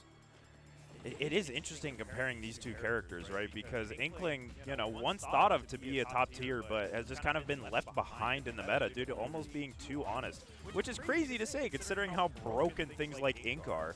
Yeah. But and just as you talk about it, there's another Booyah at the correct %. Nazara cleans it up. As you just said, she's solid but has to play the game normally, which is. Damn it! I Exactly can't right. gimmick this mother. Like here's the thing, like what do you do here if you're Nazra? Well, you do that. You just kind of go over. You know, Skeletal just has to really dial in on those ledges because it's so hard to pin down Inkling sometimes. But once you do, you know, it is Min Min. You can tack on a huge amount of damage just with one neutral when you get him pinned in the corner once. It's so hard. So much damage onto Nazra. I'm also liking how patient Skeletal is confident at ledge, trying to maybe and continue the advantage state here. But Nazra does find himself back to center stage, but gets hit with a nair, and we got last stock for game 1. Yeah, I mean, the thing about Min Min is, I'm not going to... Oh, man. Such good little confirm. And now in the corner again. This is exactly where Skeletal wants Nazra, but just... Oh, worms his way around that arm. This is so dangerous. Okay, I like that dash attack, though, from Nazra. In a bad situation, but got out of it there. Scary for both these players right now. Got the missed tech, not going to get much off of it other than just a few %. But now here comes Nazra, has him on the platform, missing the techs. He's going to get hit by Ram a couple times. Watch out for these big arms. You have to be so careful jumping against Skeletal because he'll condition that. He wants you to jump in against him, and then he'll just poke and prod you with that Ram. And again, pin you in at that ledge. That's exactly where where they want you, I should say. Yeah. And this is a last hit situation. You already know Skeletal is at that percentage. You do not want to get grabbed here. This is the last thing you want, as Booyah % for him is literally on deck. And here comes the ledge trap. Can he get the stock? Good recovery. Oh, great ledge trap. Oh my. Got it. Wait. Wow. The reversal. And Skeletal takes game 1. Oh, just, you know, the Megawatt Nair can sometimes take your stocks so early, especially with Rage. You know, the thing about Min Min is even when you're close, this character has so many ways to kill you, right? You can't just be close and threatening disadvantage. You have to get that character into disadvantage first. And it's... You know, it's a thing with zoners in Ultimate in general, right? Like, a lot of them, especially the good ones, like, you know, Pac-Man, Samus, they have really good close-range options along with their zoning. But, you know, considering what Min Min can do, it kind of takes it to another level. All right, but here we go. Game 2, running it back to small battlefield. And, of course, Nazra coming out with a vengeance here, looking to maybe clean up some of these, like, some of these things that Skeletal is also doing a really good job at is just trusting the timings on these ledge traps. And that's kind of what you need as Min Min. You have your character is capable of pretty much like restricting recoveries for players or for characters like Inkling, who pretty much needs to hit the ledge. Ooh, I like that interception. I love Skeletal's usage of the Ram. It's so critical in learning how to play Min Min, right? And they're just so good at sniping out different options with it because it can be angled kind of to a ridiculous degree. Yeah. And they're just so good at finding these options with it. All right now, last stock situation. You are at Booyah %, and you're going to have to kiss that stock goodbye as Nazra clutches it up here to take the first one. You just have to be so patient when you're playing against Nazra when you are at Booyah %. You have to treat the character like me Brawler, you know what I'm saying? Yeah. Like a lot of Inklings just cannot hit that consistently. It's not an easy confirm, but Nazra certainly can, and you have to play the game differently when you're playing as an Inkling like that. And Skeletal doing everything they can right now to somehow take this first stock. Nazra kind of running away with a nice, gentle lead here, but of course, Skeletal would like to make this a little more interesting. Oh, nice up smash though. Throws out the up smash, 94% though. You're at Booyah % once more. Let's see if Nazra can find the grab once more. Oh, nice get up attack, and now Skeletal. I'm liking this. Just poke and prod a little bit, you know.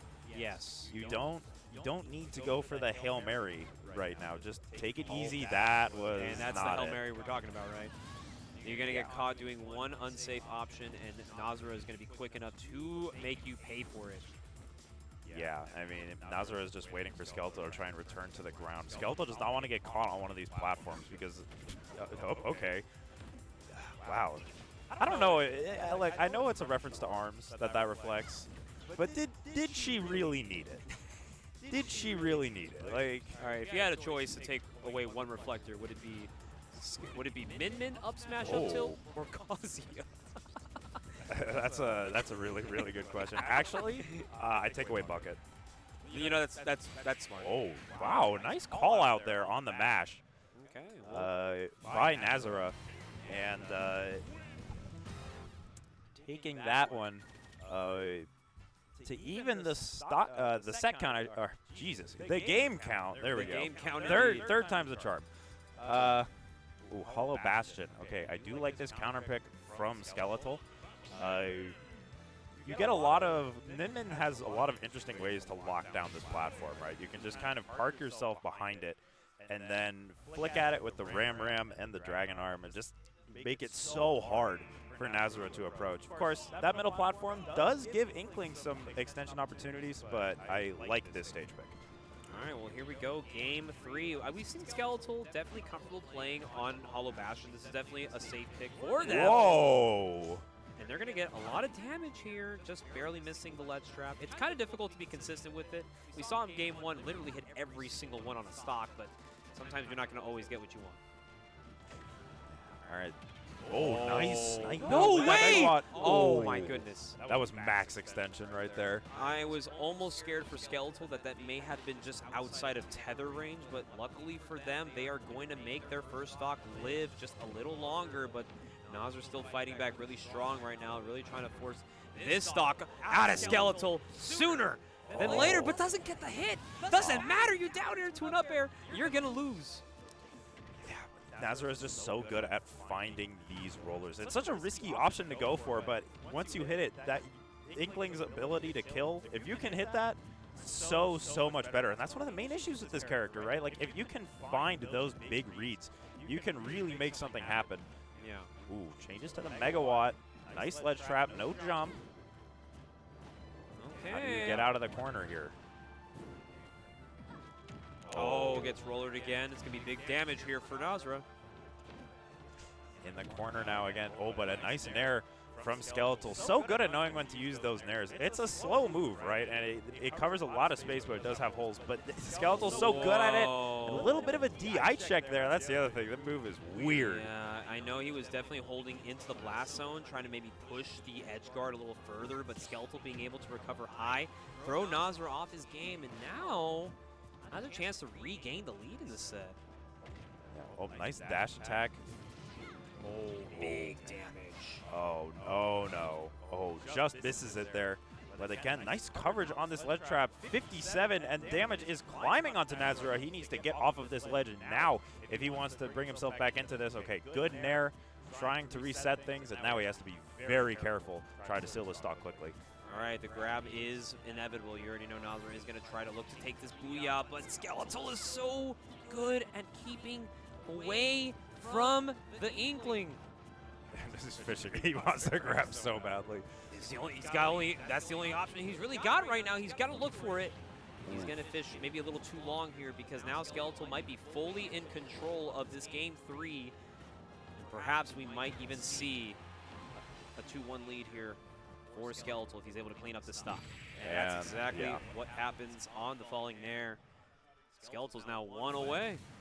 Yeah, really good usage of the stage there by Skeletal, and just respecting Nazara, really knowing what he was going for, because this character's kill options can be so telegraphed at times. And Skeletal taking good advantage of that. But I did not see where Nazara went there. PS2 is the choice here, and of course, leaving that stage open, got to be ready for those booyahs.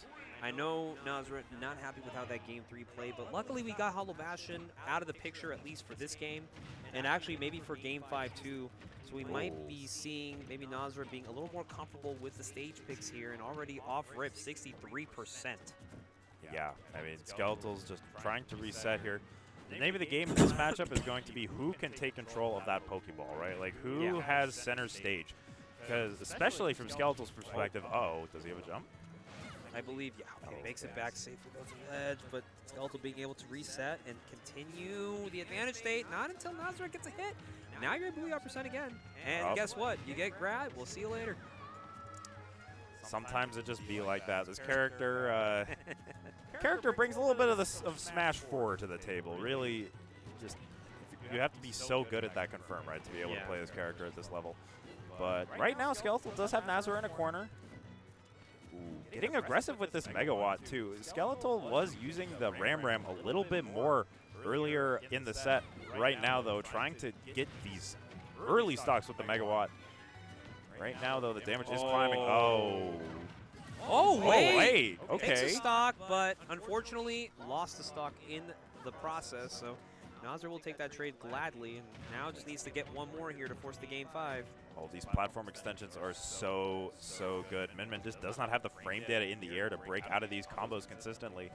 Ram, ooh, great option on the ledge. Skeletal just missed timing it a little bit. And Nazara can play this patiently, just stack on some damage, get Skeletal to the right percent for the Booyah, or just to outright throw them off stage. Oh, nice footstool out of shield, though. That might just have been what Skeletal needed. Okay, barely getting away from getting get-up attack there by Inkling. Up smashes the Splat Bomb, doesn't really get much of a punish, though. Nazara now back to center stage. There's the Magitek there, looking for the opening of a lifetime. Oh. Look for a spike hitbox, couldn't quite get it. That move, it's just not a very good spike, unfortunately. But if you hit it, it's cool. It is cool. Oh, you're dead. We got game 5. Oh, man. Yeah, I don't know if y'all heard Skeletal. Yeah, I heard a little bit of the jump scare myself. You know, sometimes when I get grabbed by that character, I also do the same thing. I also just be like, fuck. All right, well, you know, Nazar shedding some blood, but of course still fighting back. Skeletal going to small battlefield here for game 5. This would be pretty nice. This would be a pretty nice win for Skeletal if he can get this one on the books, but we've seen Skeletal time and time again get to game 5 against very phenomenal players in our region, and they've been able to clutch it up once in a while, but this one might be the biggest one of them all if they're able to complete the set. Now, taking a lot of ink here to kick this off. Skeletal's just going to want to reset here a little bit. That was a good up tilt. I like this. Just try to slow things down. You don't want to let ink spiral out of control too quickly because you can find yourself at Booyah percent very quickly. Small battlefield, you know, it's not a big stage. No. Skeletal's going to have to be careful here because Nazara is just going to be in their face. Ooh. Yeah, getting a little hasty with the dash attack. Nazara ready on it, preparing to punish it with another grab. And just like that, we're going to say goodbye to that one, too. And Nazara back on top, and he's now taking the lead here in the set. Serious question for both you and the chat. When was the last time you saw Nazara miss the Booyah? You know, it's really funny because Nazara has always talked about how the confirm is super easy. But I feel like for most people who are not used to Inkling, may think differently. But of course, I feel like the muscle memory of getting your kill confirm has got to be so deep in his veins that, like, if he misses one, it's almost like it's like a forbidden. It's like the forbidden tech. Well, there's just so many factors into it, right? Like, there's not only rage; it is very rage dependent, but there's also the ink, right? Yeah. Oh no, gets caught by that, and Skeletal is in quite a big hole right now. We're gonna have to dig deep to try and claw this one back, and taking the stock here. Oh yeah. Good stuff by Nazara, realizing that reflector was coming in and just rushing in. All right. This is not looking good. Well, right now, Nazara is looking super sharp and is looking to put this away. A very valiant fight coming out from Skeletal, but it might just come to an end really soon. As Nazara is looking to put the nail in the coffin to seal a grand finals visit. You know, Nazara's been talking about it a little bit. Oh. And Nazara says he has never won a Euphnet before, so, you know. Really? For someone as good as him, he barely comes out. It says on the scoreboard for the next 10 seconds. All right, here we go. Mur versus Leonidas, Mario versus Mewtwo. Very interesting matchup. These characters both have crushing advantage states, but I am really excited to see what Mur could do when playing against a lighter character. Yeah. Because I saw Mur versus Rove, and Rove is just living to these insane percents, and Mario can have issues finding kills on those heavies. But oh boy, yeah, is this a hollow bastion moment? Not quite. Luckily for Leonidas, just few percentage away from maybe making that kill, but luckily gets to live another day here. But Mur, he's been kind of the advantage state bully that a lot of people, you know, they struggle sometimes to kind of get into him because he's just very good about what moves aren't safe against Mario. And you know Mario, he's going to be throwing out a lot of happy-go-lucky smash attacks that will just kill, but of course Leonidas is more than happy to take an edge guard when he finds one. Yeah, one thing I did notice about Mur is he has a habit of jumping and then air dodging in disadvantage, and he does that quite a lot. So that got punished there. You saw he wasted his double jump, and Leonidas was all over it. So he's going to have to be really careful when playing against someone as good at with the punish game like Leonidas. But his advantage state can make up for that. Good back air is going to seal that stock and even the score. Oh boy. It's a combo starter, and he's on the Hollow Bastion platform. Watch out. Oh, back air into up air. Hang on a second. Mur cooking. Really knows how to use these aerials. Oh, okay, yeah, trying to get a late dash attack maybe to confirm it as something. Ooh, I like that. Just got a little greedy. Luckily, Mur, recognizing what Leonidas was going for there, recovers early. Yeah, Mur's also really good at mixing up his recoveries. He knows when you're going to try and go low, expecting him to go low. And he will mix it up with that higher recovery. And the hitbox on it, not small either. It can beat out a lot of stuff. It's a really good tool for him. Ooh, slippery from Leonidas and a good F-tilt. Oh, the movement off the very interesting. But Mur going to take that stock with the up smash. Okay, the whiff on the up smash will take a free 15 off Mario's own up smash.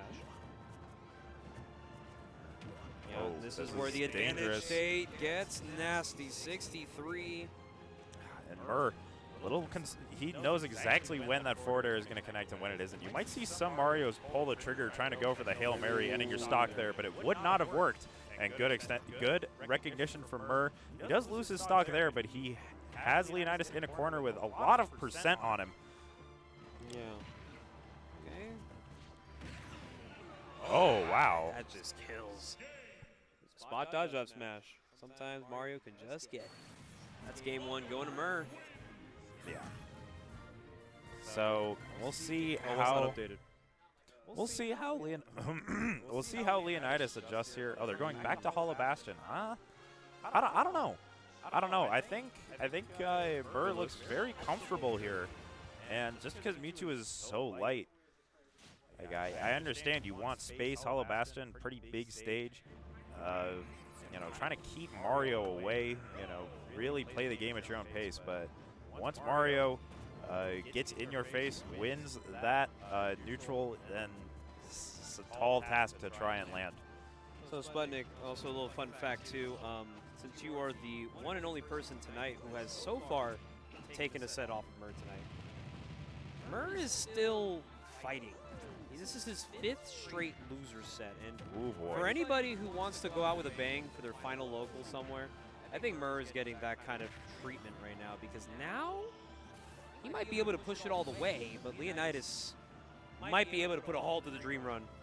Yeah, there was the jump into air dodge once again, but this loser's run has been impressive from Mur, and now that he's in losers semis, that's 2 best-of-5s as well. Yeah, and he's been able to play 4 straight sets, and including this 5th one, he's only dropped 1 game in losers. Are you serious? Yeah, he's actually just kind of on a tear right now. Oh, And he big might- extension. Hang on.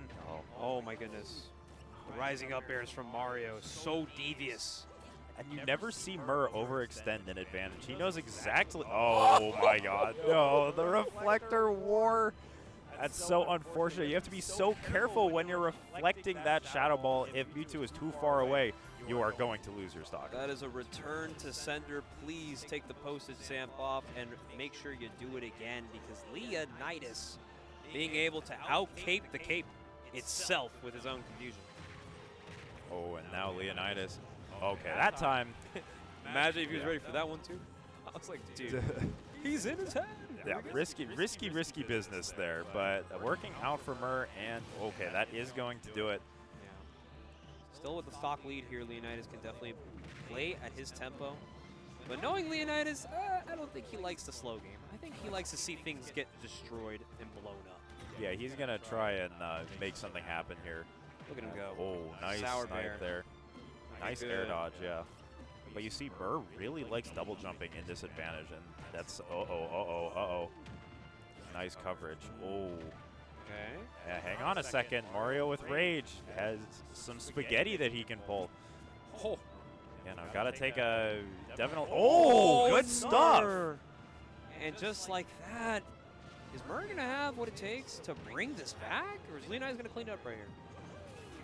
Okay, good weight down there. There it okay, is. Yeah. All right, well, Leonidas finally being able to put the dagger in Mario. And that's going to be an equalizer going into Game 3.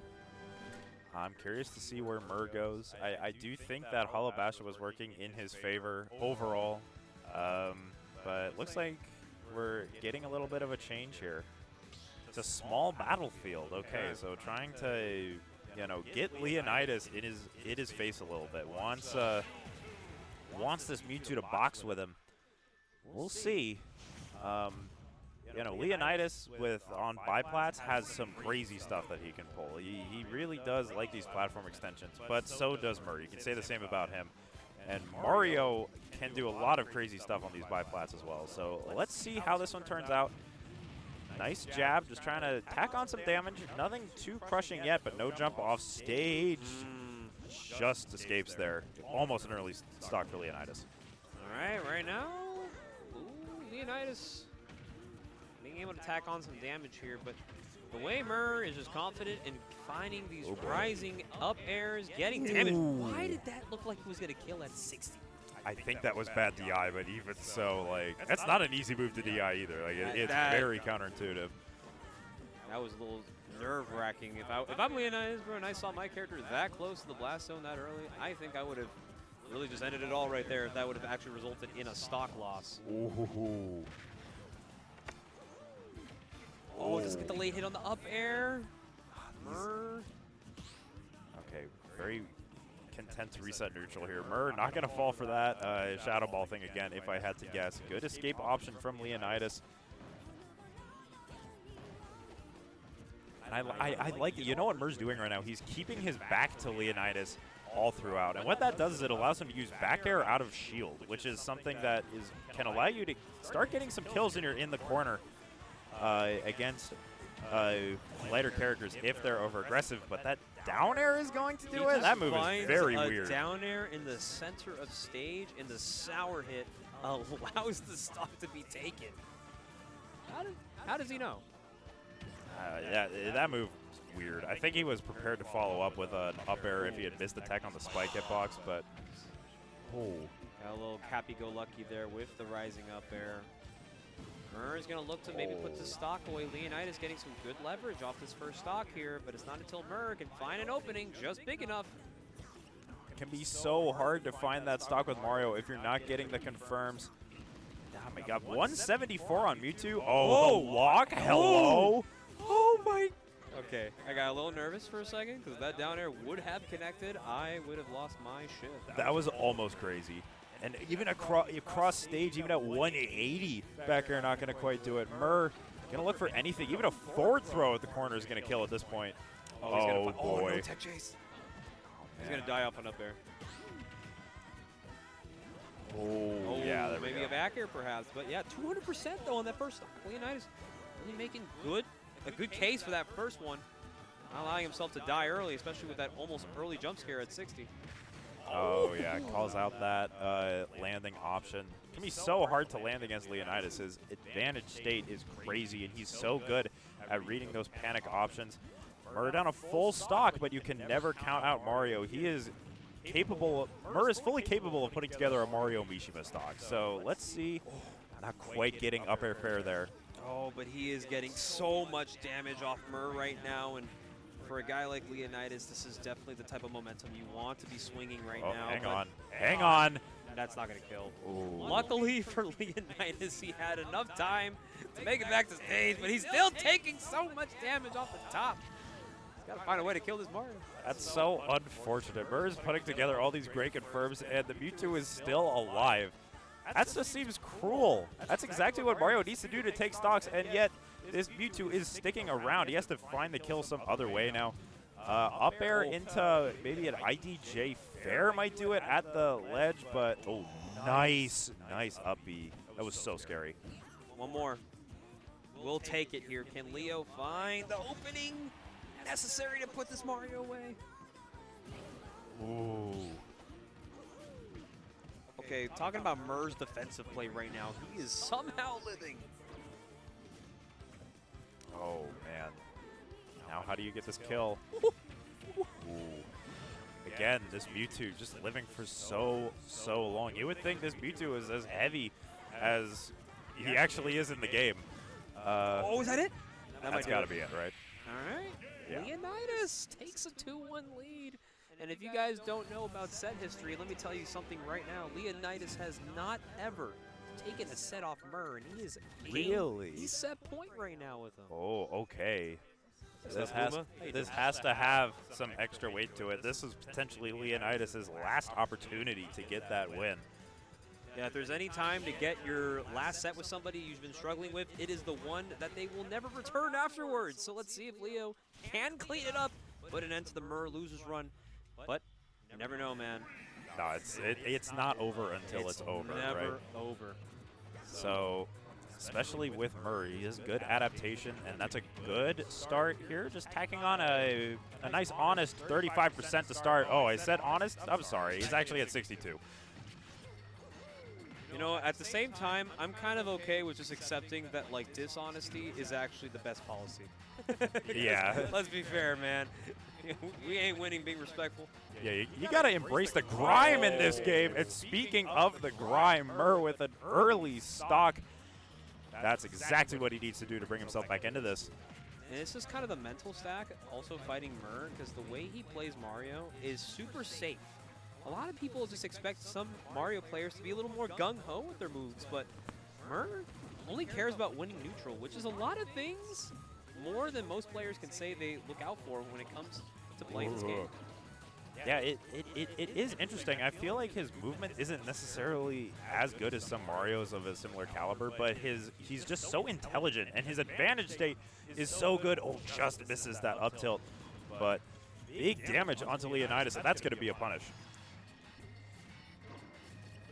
And now Leonidas at the ledge still. Oh, reading that up B to the center. Leonidas all of a sudden in deep trouble.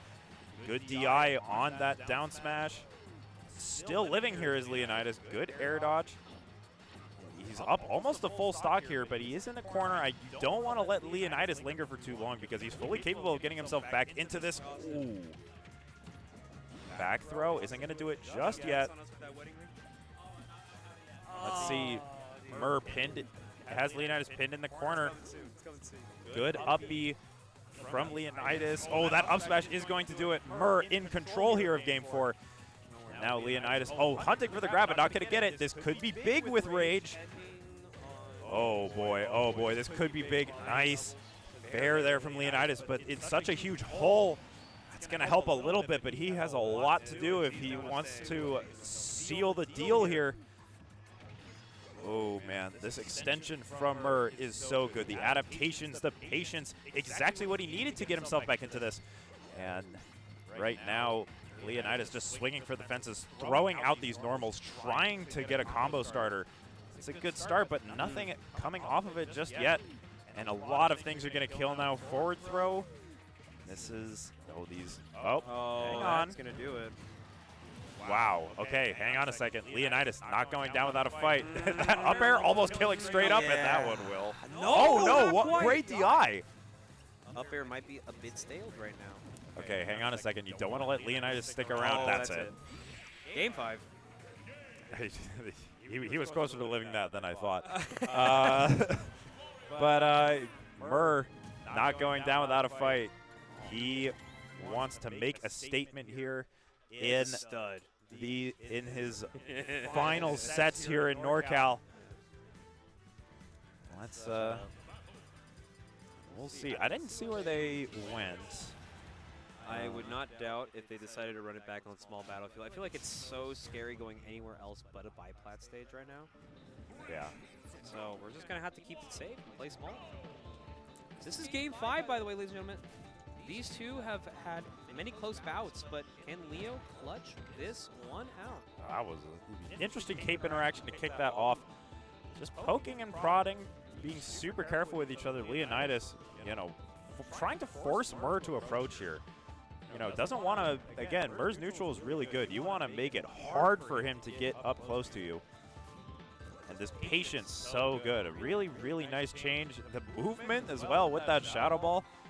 This is much better from Leonidas so far.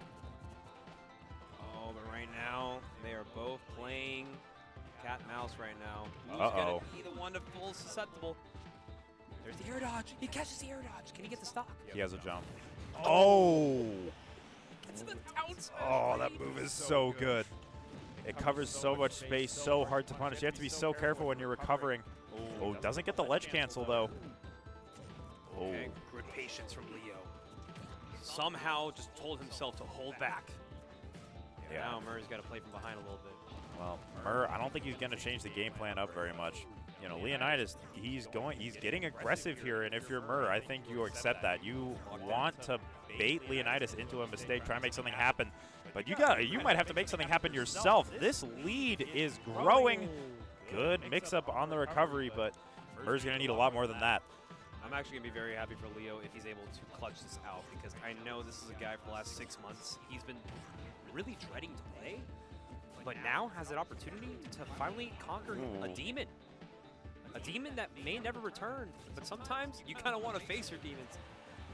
Nice forward air there. So dangerous to be in the corner at this percent as Mario. Mur trying to find a way out of it safely. Ooh, tried to snipe the tail hitbox. Not going to happen. Still living. But Mur, if you're Mur, you do not want to be here for any longer than you have to. The evasion. Leonidas holding on to that Shadow Ball, and he finds a connection. And Leonidas with a slight 2-stock lead right now. He has an opportunity to finally take a set. Let's see. Oh, that was dangerous. Okay, gonna catch him on the little bit of a DI trip up there with the up air. You can't, if you're Leonidas, you want to seal this quickly. You don't want to let Mur back into this. Oh, yeah, you already know he's looking for an opening that's just going to take him for a ride. Ooh, I like that forward air. Good option there. Big And damage. And he's catching Mur's jumps with these Shadow Balls. Oh, my God. Can Leonidas do it? This is exactly what he needs right now. He is Oh, so boy. good at spacing what Mur is throwing out, but Oh. the parry on the No way. disable. Oh. Gonna get the strong hit. Oh, hang on a second. What's the punish here, Mur? Is that a kill? I don't think so, yeah. Luckily. Oh, But, Leonidas is you so know, close right now. he is. Oh, it tripped? Excuse me? That was the tech chase. I don't think Leonidas was expecting a trip though. I think he was just looking for a standard tech chase. That might have tripped him up a little bit. Okay. Great dash attack from Mur, though. Yeah. Oh, my God. Ooh, nice shield grab. Forward throw. What can Mur do? Oh, gets the forward tilt there. Leonidas, how do you seal this stock? You don't want to lose your own stock here and let Mur back into this. Leo just needs to find this opening, but it's a last stock situation. Oh, this is so scary with Mur with this much rage. Oh, boy. Parry's a down smash. That was so scary. Oh, uh-oh. No, this is Uh-oh. big. This is huge for Mur. Yeah. Watch Oh. out. Leo needs to find a way to conquer his demon. He's got one shot, one opportunity. Be careful caping those, Mur. You don't want to. Yeah, Leonidas. Uh-oh. Tech chase. Good option there. Mur being so careful. Oh, that was highly aggressive. That was highly aggressive. But the air dodge gets him out of danger for the time being, unless. No, good DI from Leonidas. No way. The Hang on a tech second. missing the grab. Both players are playing with so much intensity right now. This could do it. One last interaction. Oh, the forward tilt. You can feel their fingers trembling from here. Not going to do it just yet. Oh, there it is. It was a pleasure, Mur. Yeah. Thank you for coming out to our tournaments, man. All right, well, we're returning back to the action here.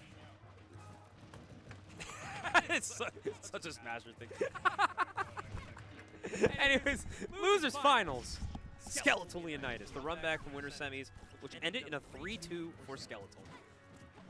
Well, you know, Leonidas, I'm sure, is feeling pretty good after that set. You know, got himself into the paying places with a win. I'm sure he really, really wanted. But Yeah, I know I know Leonidas has been very hoping to finally clutch one out, and of course, in the style that unfortunately bittersweet for Murr, but Oh, Leonidas looking like he's got vengeance on his side. But the SD?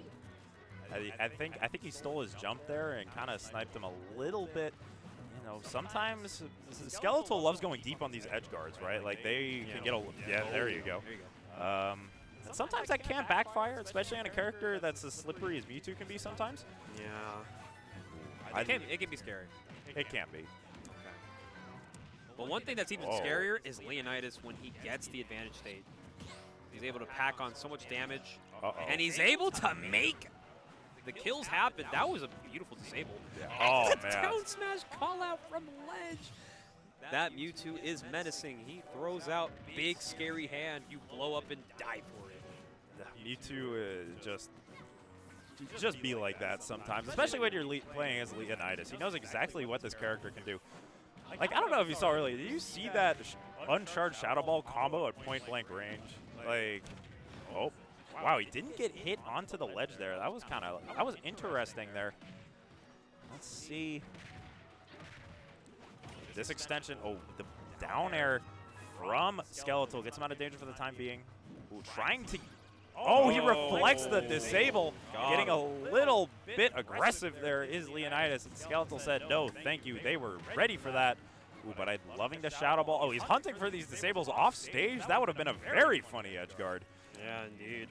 Oh, misses the ledge, though. I don't think he was going for that there. And now Skeletal is going to try and get a big extension, but Leonidas doing well to get out of danger for the time being. Good ledge cancel.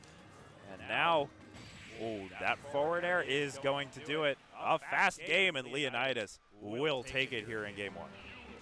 Good stuff from Leonidas. He is looking like he's still keeping that momentum from losers semis, being able to stay composed, being able to close out that first game. We selected PS2 first, but we'll see. We'll see if Skeleton wants to go. Wow, okay, Leonidas left Final Destination open. Actually a little surprised at that. You know, FD, I don't know. I think this really benefits Skeletal, because not only is there the classical, oh yeah, look, there's no platform for you to try and approach on. Oh no, I must land. Oh no, you have to land. Yeah, exactly. But like, you know, I think Leo kind of likes it that way, because he's also probably thinking himself, like, I can make Min Min land on me now. that is true. Sometimes the optimistic path of thinking might be able to take you places you've never seen before. Gets a disable. Listen, I know Leonidas loves disable, but he's seeing something, because I have never seen him throw out this many disables so quickly. And, okay. This is a lot of damage climbing. Skeletal just trying to get something started, sniping with these dash attacks, just really trying to use these burst options, because Leonidas is ready for the passive play. But just hanging out on this ledge, trying to reset, and even then, nothing doing here. Leonidas in complete control of game two.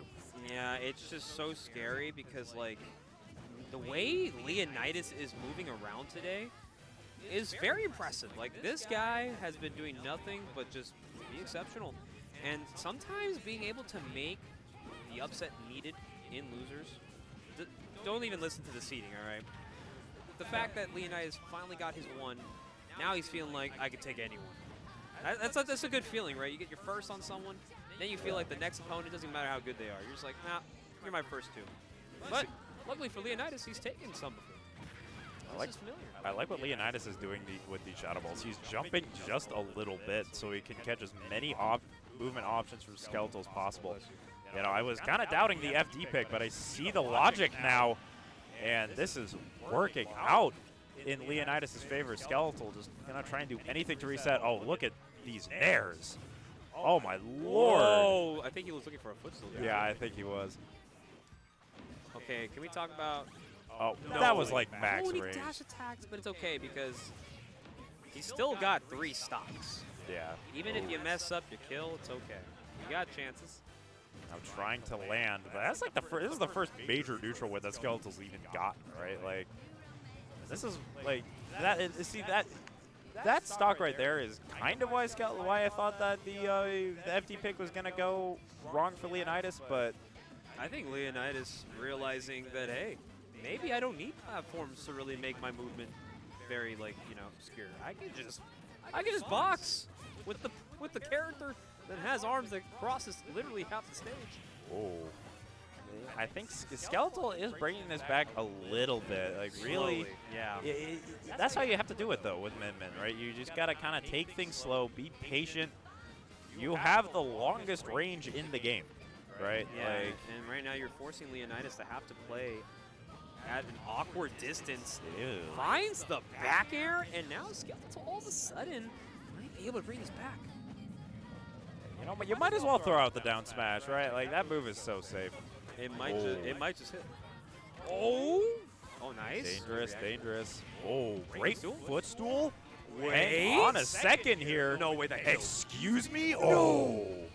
Doesn't find the confirm to clean it up, and Leonidas is happily just gonna take the game. Oh, wow. Skeletal came so close to bringing that back, but Leonidas on a little bit of a DI check, I think. I think Skeletal DI'd out. Yeah, But- you know, if only that arm did connect, Leonidas would have lost the game. That's the heartbreaking part. When the opportunity to close it out is at your front door, but you refuse to open the door, you allow them to run away from you, and now Leonidas has a 2-0 lead and is one away from advancing to grand finals tonight. Yeah.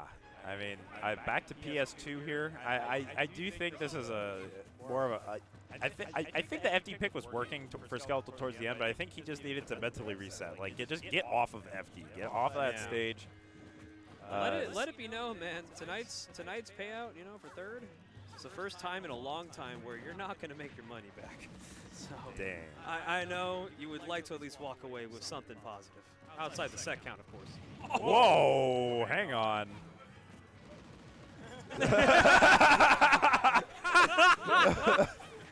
Oh no. And, yeah, Leonidas might be able to say that he's kind of dialed in a little bit here. And Yeah.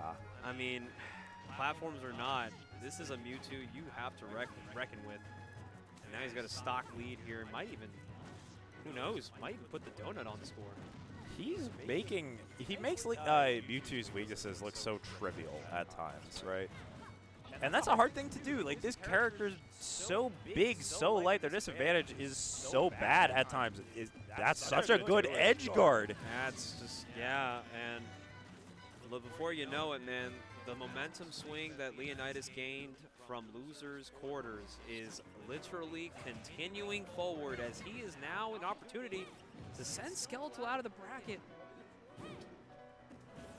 Okay, yeah, but you know, last game, like, it was all Leonidas for the first, like, minute and a half, and then Skeletal really brought themselves back into it. So Leonidas is going to want to lock this down. You don't want to let Skeletal get the download on you.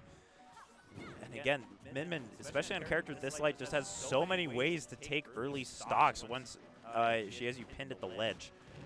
Ooh, Okay. aggressive down air. The second one does work out, though. When Leonidas is playing super hot, it is almost insufferable what he can do with Mewtwo. Oh, and the pressure. I love, like, this close range pressure he's applying with Shadow Ball. Oh. Leonidas is thinking of like a million scenarios in his head to get that kill. And right now, you might have to think of the one that will close a set. What a parry off the disable. Okay. Oh, That that's does it? Megawatt, yeah. This is what happened last game, right? Like, Leonidas jumped out to an early lead, and then Skeletal brought themselves right back into it. Way. And let's see if Skeletal can convert on the comeback this time. Okay, but hold on, wait a second. Skeletal has brought these back before, but Leonidas, no tech? Oh, hang on a second. Oh, boy. Nice Oh, catch with no. the Dragon Arm. Scary, scary, scary. Oh! The live motion reaction is back. Okay, gets the nair. Hold on, wait a second. What does he see? A game 4? Oh, and he that's was gonna- hunting. It's not gonna do it just yet. Oh, what a megawatt there. Skeletal is feeling the emotion. Oh, and the up air to gonna clean do it it. up! Skeletal makes it back, and he's gonna force a game 4. They just have to take a stretch after that one.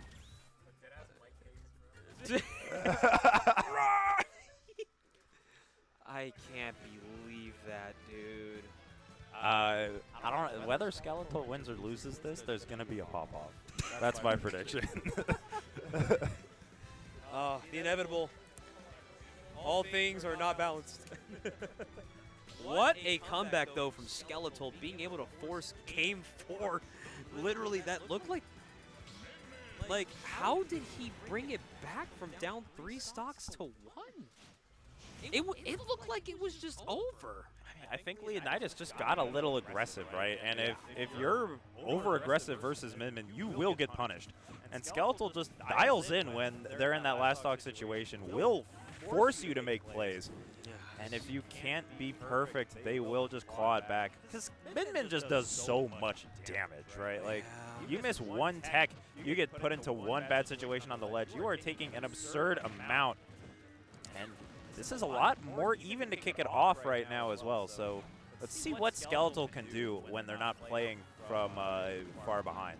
Yeah, no doubt in my mind that this is some Smash Brothers that we're getting right now live, man. It's insane. Whoa. How we're That was seeing a crazy angle. Skeletal all of a sudden. I mean, somebody needs to take if Skeletal ends up winning this set, somebody needs to take a screenshot of when they just lost their second stock game 3. Like, if you told somebody that they came back from that, you would think they're a legend. Of course, the job's not done yet. That would be prime Discord emote material. Yeah, no, you got to catch the pop-off on a screenshot for sure. Yeah. And, you know, right now, like, there is no coming from behind for Skeletal. They have a pretty sizable lead here. But Leonidas, ooh, you're off stage.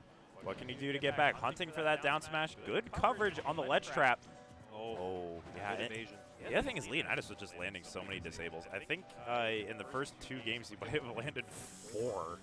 And that just hasn't happened in games 3 and 4 yet. So a lot of those high-value early kills just not coming for Leonidas so far in this Honestly, I have to commend Skeletal too for their reaction times, because a lot of these parries on moves like Disable is like, how do they know? But of course, Leo will find an up throw to clean it up. But man, it's great grab. what seemed like the dream set for Leo to take, Skeletal is quite literally taking everything with a grain of salt now. Whoa, nice. Oh, excellent stuff from Leonidas. Waiting for that tech as well. A nice 50% to kick things off. The rising up air. Leo's not going to find the stock yet. Oh, the pivot grab from Skeletal. So scary. Good to go low from Leonidas. Just standing there menacingly. Oh, does get the 1-2, and Skeletal might be able to attempt the reverse 3-0. Has to take this game first, though. Yeah, it's looking good, but you can't count Leonidas out. He's capable of bringing these back as well. Ooh, but this is looking very dicey. He's going to want to take Skeletal stock quickly because that damage is going to climb. Oh, 90% already. Yeah. Oh. Yeah, just trying to make it back to center stage, but Skeletal's so good with the pressure, just keeping Leonidas way away from center stage. And, you know, the Pokeball is where you want to be. Yes, it is. But Leonidas, like Mewtwo, looks like they're allergic to Pokeballs. What a tech from Leonidas. Yeah, that was a regrab, so hunting for that down air, but not quite going to get it. That forward air is going to get Skeletal off stage, so Leonidas still in this, but you can't take too many more hits, especially not as Mewtwo. Good start, though. And oh, that's not going to do it, though. What? Unless you just spot dodge in the air. Or, you know, happens. Well, yeah, okay. Game 4 goes the way of Skeletal. I see people debating whether or not to come to Euphnet in the chat, and I'm saying come to Euphnet. This place is awesome. No, yeah. I mean, even with the small turnout today, some players today put on a show, and they actually did like their best ever. And I'm very happy to see the improvement from my regulars because like they don't really get the screen time, but hey, they're gonna make y'all pay for it if you're not respecting them too much. So. But of course. 2 players looking to gain a run back on the man sitting in grand finals winner side. This is once again their 3rd straight set where they've gone game 5. That's insane. And both players have pretty much alternated sets. So winner of this will pretty much have the advantage for the past week. Wow. Yes, it is worth from San Francisco. Make that trek. Yeah. This place is awesome. Is that Hayden? Or is that Skylock? Yes, it is. Skylock, come to Euphnet. Don't be a bum. But with all love. Right? Anyways, it's always all love. Leonidas comfortable at this Pokeball, but aggressive approach there. Oh. This is dangerous now. Oh, the great angle on the Dragon Arm and catches Leonidas' recovery there. Skeletal takes first blood here in game 5. And just like that, Skeletal pretty much down 3 stocks to 1. Game 3 all of a sudden has the advantage in the set in game 5. Let's see. Oh, nice forward air getting off the ledge. Oh, but I'm loving the defensive play from Skeletal. Just living, does have the jump. Oh no, went too deep. Leonidas evens the score. 42% though, but hey, Leo's gonna get some good damage here if they're able to capitalize. Good jump out of the grab. The patience. Oh man. No reaction. Wait, but the nair? Oh. Oh, but that does take the stock. Did Skeletal's jump get stolen somewhere? Leonidas with a stock left to take from Skeletal. Preventing the reverse 3-0 would probably be a good idea. Is this it? Oh. Not it! Yep. Takes it back. And we've seen Skeletal claw their way back from these deficits before, even in this set. Oh, can't quite get the footstool out of shield. Great tech. Oh, that was aggressive. That may have been ill-advised. And that, oh, maybe not the best punish Skeletal could have gotten there. I thought you had enough time to us-match there, maybe. Yeah, me too. Oh, good coverage. It's not gonna matter though because Skeletal finds an opening. This is last stock game 5. Who wants to go to Grands? We'll find out. Oh, tech chase on the platform. Good up airs here from Leonidas. He's gonna need a little more than that. Another tech chase potentially. Oh, this advantage state is so good from Leonidas. Leonidas clean it up, and that is gonna do it. They don't force you to come to him in the same way, so. Well, here we go, versus Reborn 171 Grand Finals. 2 players who have not taken one of these Euphnets, and one of them is going to be walking away happy. Let's see how this set plays out as game 1 progresses. Oh my God! What a start to the game right there. Leonidas, in record time, takes the first stock without blinking. Down air. Okay, that's definitely a Leonidas combo. Mewtwo has some crazy stuff you do with those double jump cancels, but Nazara attacking on some damage here. You know, Terry, you know, we've said it about a lot of characters, but especially these DLC characters. It's never over with these characters. They have so many different ways to claw back an advantage. So, you know, we'll see. And again, this damage is climbing on to Leonidas here. Really good stuff from Nazara. Just reset, and Nair's out of that side B. Good matchup knowledge there. Yeah, here we go. I mean, Leonidas, once again, he's kind of a momentum player because once you kind of get him going and giving him some hope, he starts playing like he's got nothing to lose. He knows exactly what he wants, and he is up and running on him. And it's so crucial to take those stocks versus early versus Terry as well, right? Because you just don't want to give him that go meter. And that's it. Yeah, at 170, that would do it for most characters, and especially Mewtwo. But you just want to take these stocks early if you're Leonidas. You do not want Nazara in that go range. Nice power dunk there. Oh, maybe not Leonidas' best teleport, but it works out. But Go is on deck for Nazura. And there it goes. And there she goes. All right. Oh, I like that adjustment there from Leonidas, like getting the trade with the up air. Knowing that Nazura is going to nair out of that side B, so slippery here. Oh, the spot dodge attack coming out. Oh, has Terry's disadvantage just, again, not the greatest, right? We have a lot of characters here. That's, oh my lord. That's beautifully done there from Nazura, not going to lie. Yeah. Okay. Terry off stage at the spike. Okay. Tried to DI into the stage to get that tech, but not going to happen. Leonidas takes game 1. And look at that. The Mewtwo once again strikes once more, and he gets one on the board here. And, man, he is making everybody's bracket today feel so difficult. All right, sticking with the Terry here is Nazura. Clearly feeling like, you know, he can make something happen with this character. Yeah, there's still adjustments to definitely be made. So hopefully we'll see them be made here in game 2. I mean, we didn't really get to see any of the Go meter stuff at all, right? I feel like that's part of what Nazura is banking on, because you can just make Mewtwo explode. Oh, wow, okay. Hunting for crazy platform extensions. Leonidas will just go for this crazy stuff, no matter the percent that you're at. Awful angle to be sent at, but Leonidas does survive with that recovery. And, okay, in a corner here is Leonidas. Very dangerous place to be versus Terry. Let's see, I'm liking this patient play from Nazura, waiting for Leonidas to overextend, put himself in the corner a little bit. Oh, maybe an aggressive roll, and Leonidas is going to punish that. Ooh, but Nazura is just not phased by these side Bs. Leonidas usually gets a lot of mileage out of people not knowing how to react to that. Oh, can't quite get out of there. Can't escape that side B. Oh. Terry, the other thing is Terry is heavy, but being heavy is not going to save you from that. Leonidas takes that stock here. And the Go is offline. Gonna try and stack on some more damage. Dash attack, not gonna do it just yet.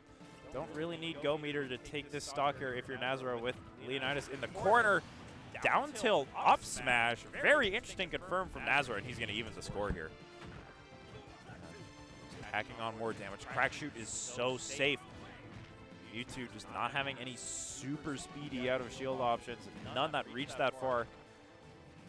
Poking and prodding here is Nazura. Nothing super high value in terms of Terry, but just kind of out-neutraling Leonidas here.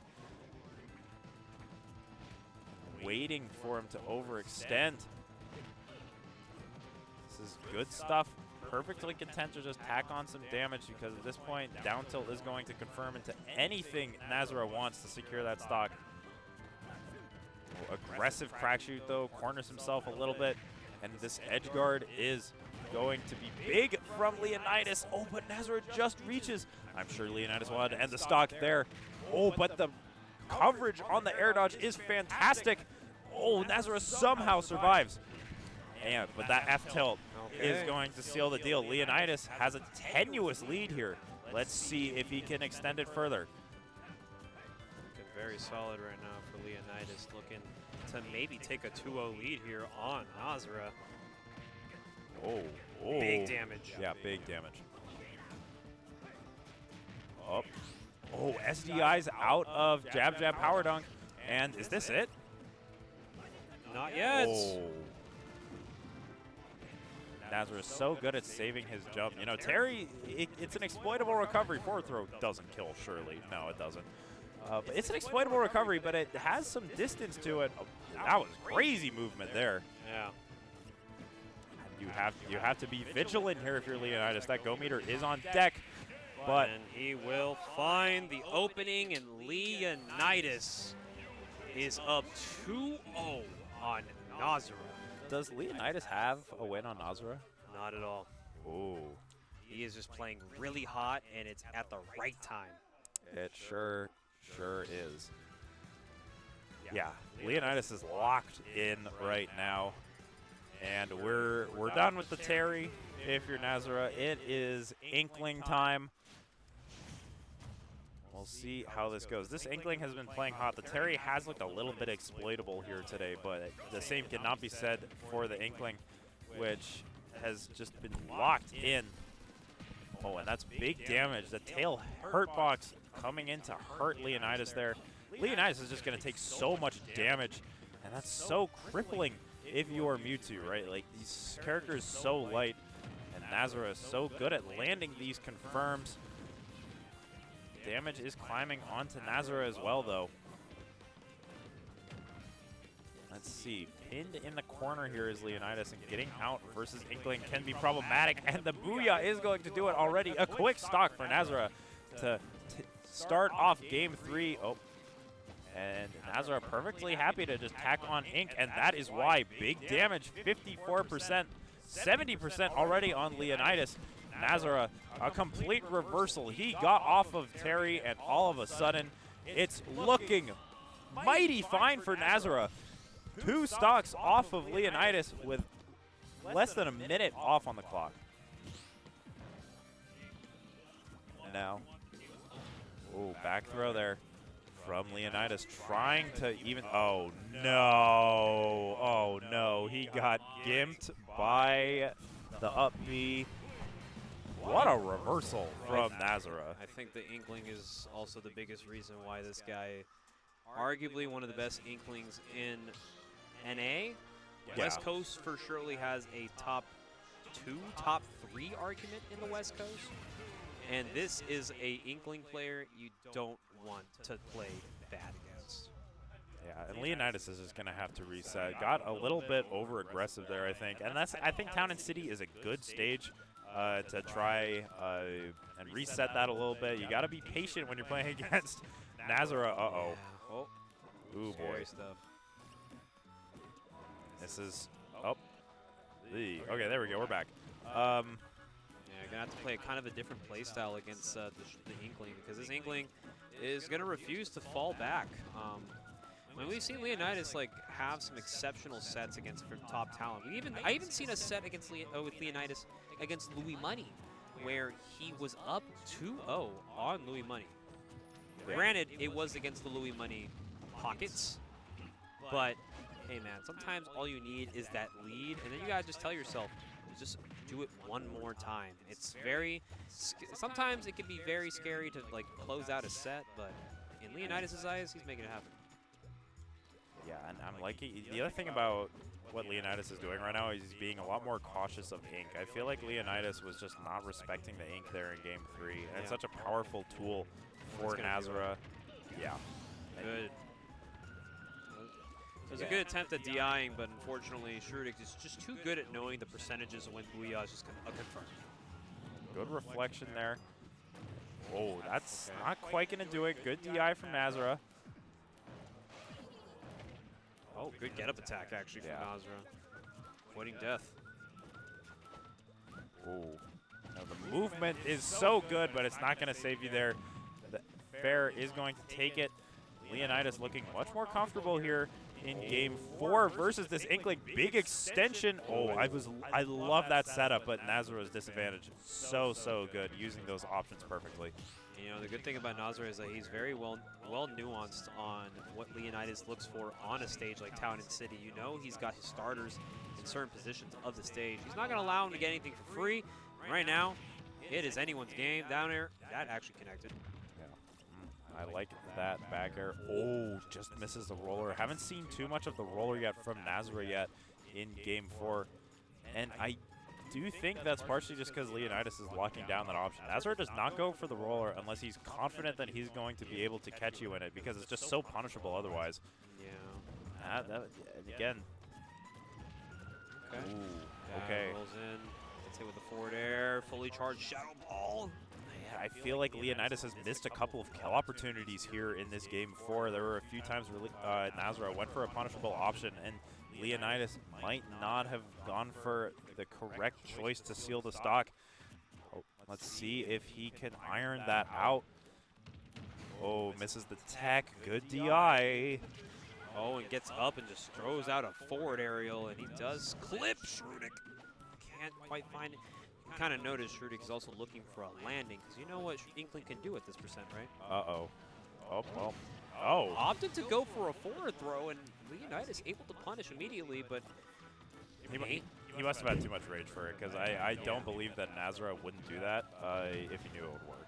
If he knew the Booyah was going to work, he you know what might I'm be saying? able to just bring this to an ultimate last stock here, and some good damage would be very phenomenal for Leonidas, but of course a rising up air is going to put away his second stock. This is a last stock situation. Leonidas looking to reset the bracket. Hang on a second here. Hang on a second. Nazara pinned in a corner. Oh, an overextension there from Leonidas. What can Nazara do to try and punish that? Being so Leonidas patient is up here in 2-1. neutral. Oh, nice nair. Nothing super. Oh, I'm liking that from Leonidas. Oh, no. This is big ink. This is big ink. You have to be so careful throwing those out. Why is this happening? Chat, it's really going to come down to an unfortunate interaction, isn't it? Leonidas at ledge finds the back air. Oh, he's Doesn't hunting. find the edge guard. Oh, that was such good movement from Nazara, just sneaking under with that splat roller. Such good knowledge of how deep Leonidas could go. Oh my goodness, they're playing center stage so well. Oh. Detected by Leo. Oh no. Just opting for some ink, but this is surely Booyah percent for Mewtwo. Don't get grabbed. Oh my goodness. So dangerous. Oh, he's hunting for it. No! And he gets buried, and that's game 4 to Nazara. Could it end any other way? It wasn't going to be easy for Leonidas. Nazara bringing this back. With loss of better words, I just felt my balls drop again. Jesus Christ, dude. Like, that's my one comment for the night, by the way. All right, you can now mute me for the rest of the night. Dude, holy shit, I felt my heart jump out of my body. That is an insane game 4 comeback from Nazara. And now it's championship point here for Nazara, but it is also a reset opportunity for Leonidas. I mean, would you want it any better? A game 5 between two of the strongest competitors for tonight. Yeah, it couldn't have ended any other way.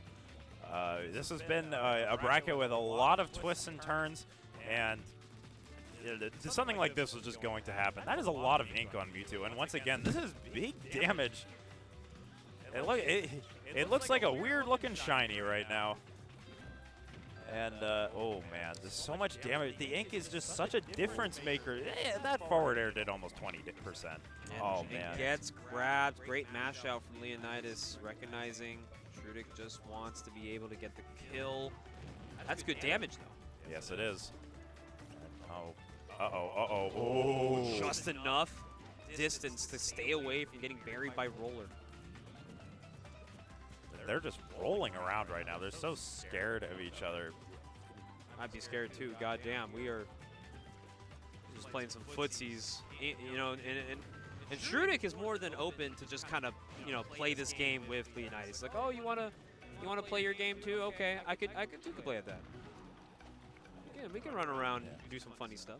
I'm down with it. I don't know the exact Booyah percents. Surely Leonidas is out of it now, but a lot of things are gonna start killing off the side on town. Oh, that's not going to do it. A quick back throw there from Shrudik. Oh, nice cross-up. That was actually just enough separation to react with that forward tilt. Good on Leonidas. But can he at least get some damage on the second stock? Because Nazar's pretty good at making sure that you get nothing for free. And that's now a 2-stock game for both players. Yeah, let's... Oh, okay. Leonidas just you have to be so careful here, because with Ink and the Booyah combined, Nazara can make your stocks end very early, and that's just not something you see from too many Inklings. Oh my goodness. Yeah, he's just racking up the damage too with a lot of these rising airs, just trying to... He's starting to play the neutral game a lot more comfortably against Nazara, but you know, you got to be very mindful that he's pretty good at making sure he gets his money right back. Sneaky air dodge there from Leonidas, but Nazara, the damage is climbing onto Leonidas here. Oh, aggressive disable, but no punish coming out. I like the idea too from Leo, because he recognized maybe Nazara is seeing maybe too much red.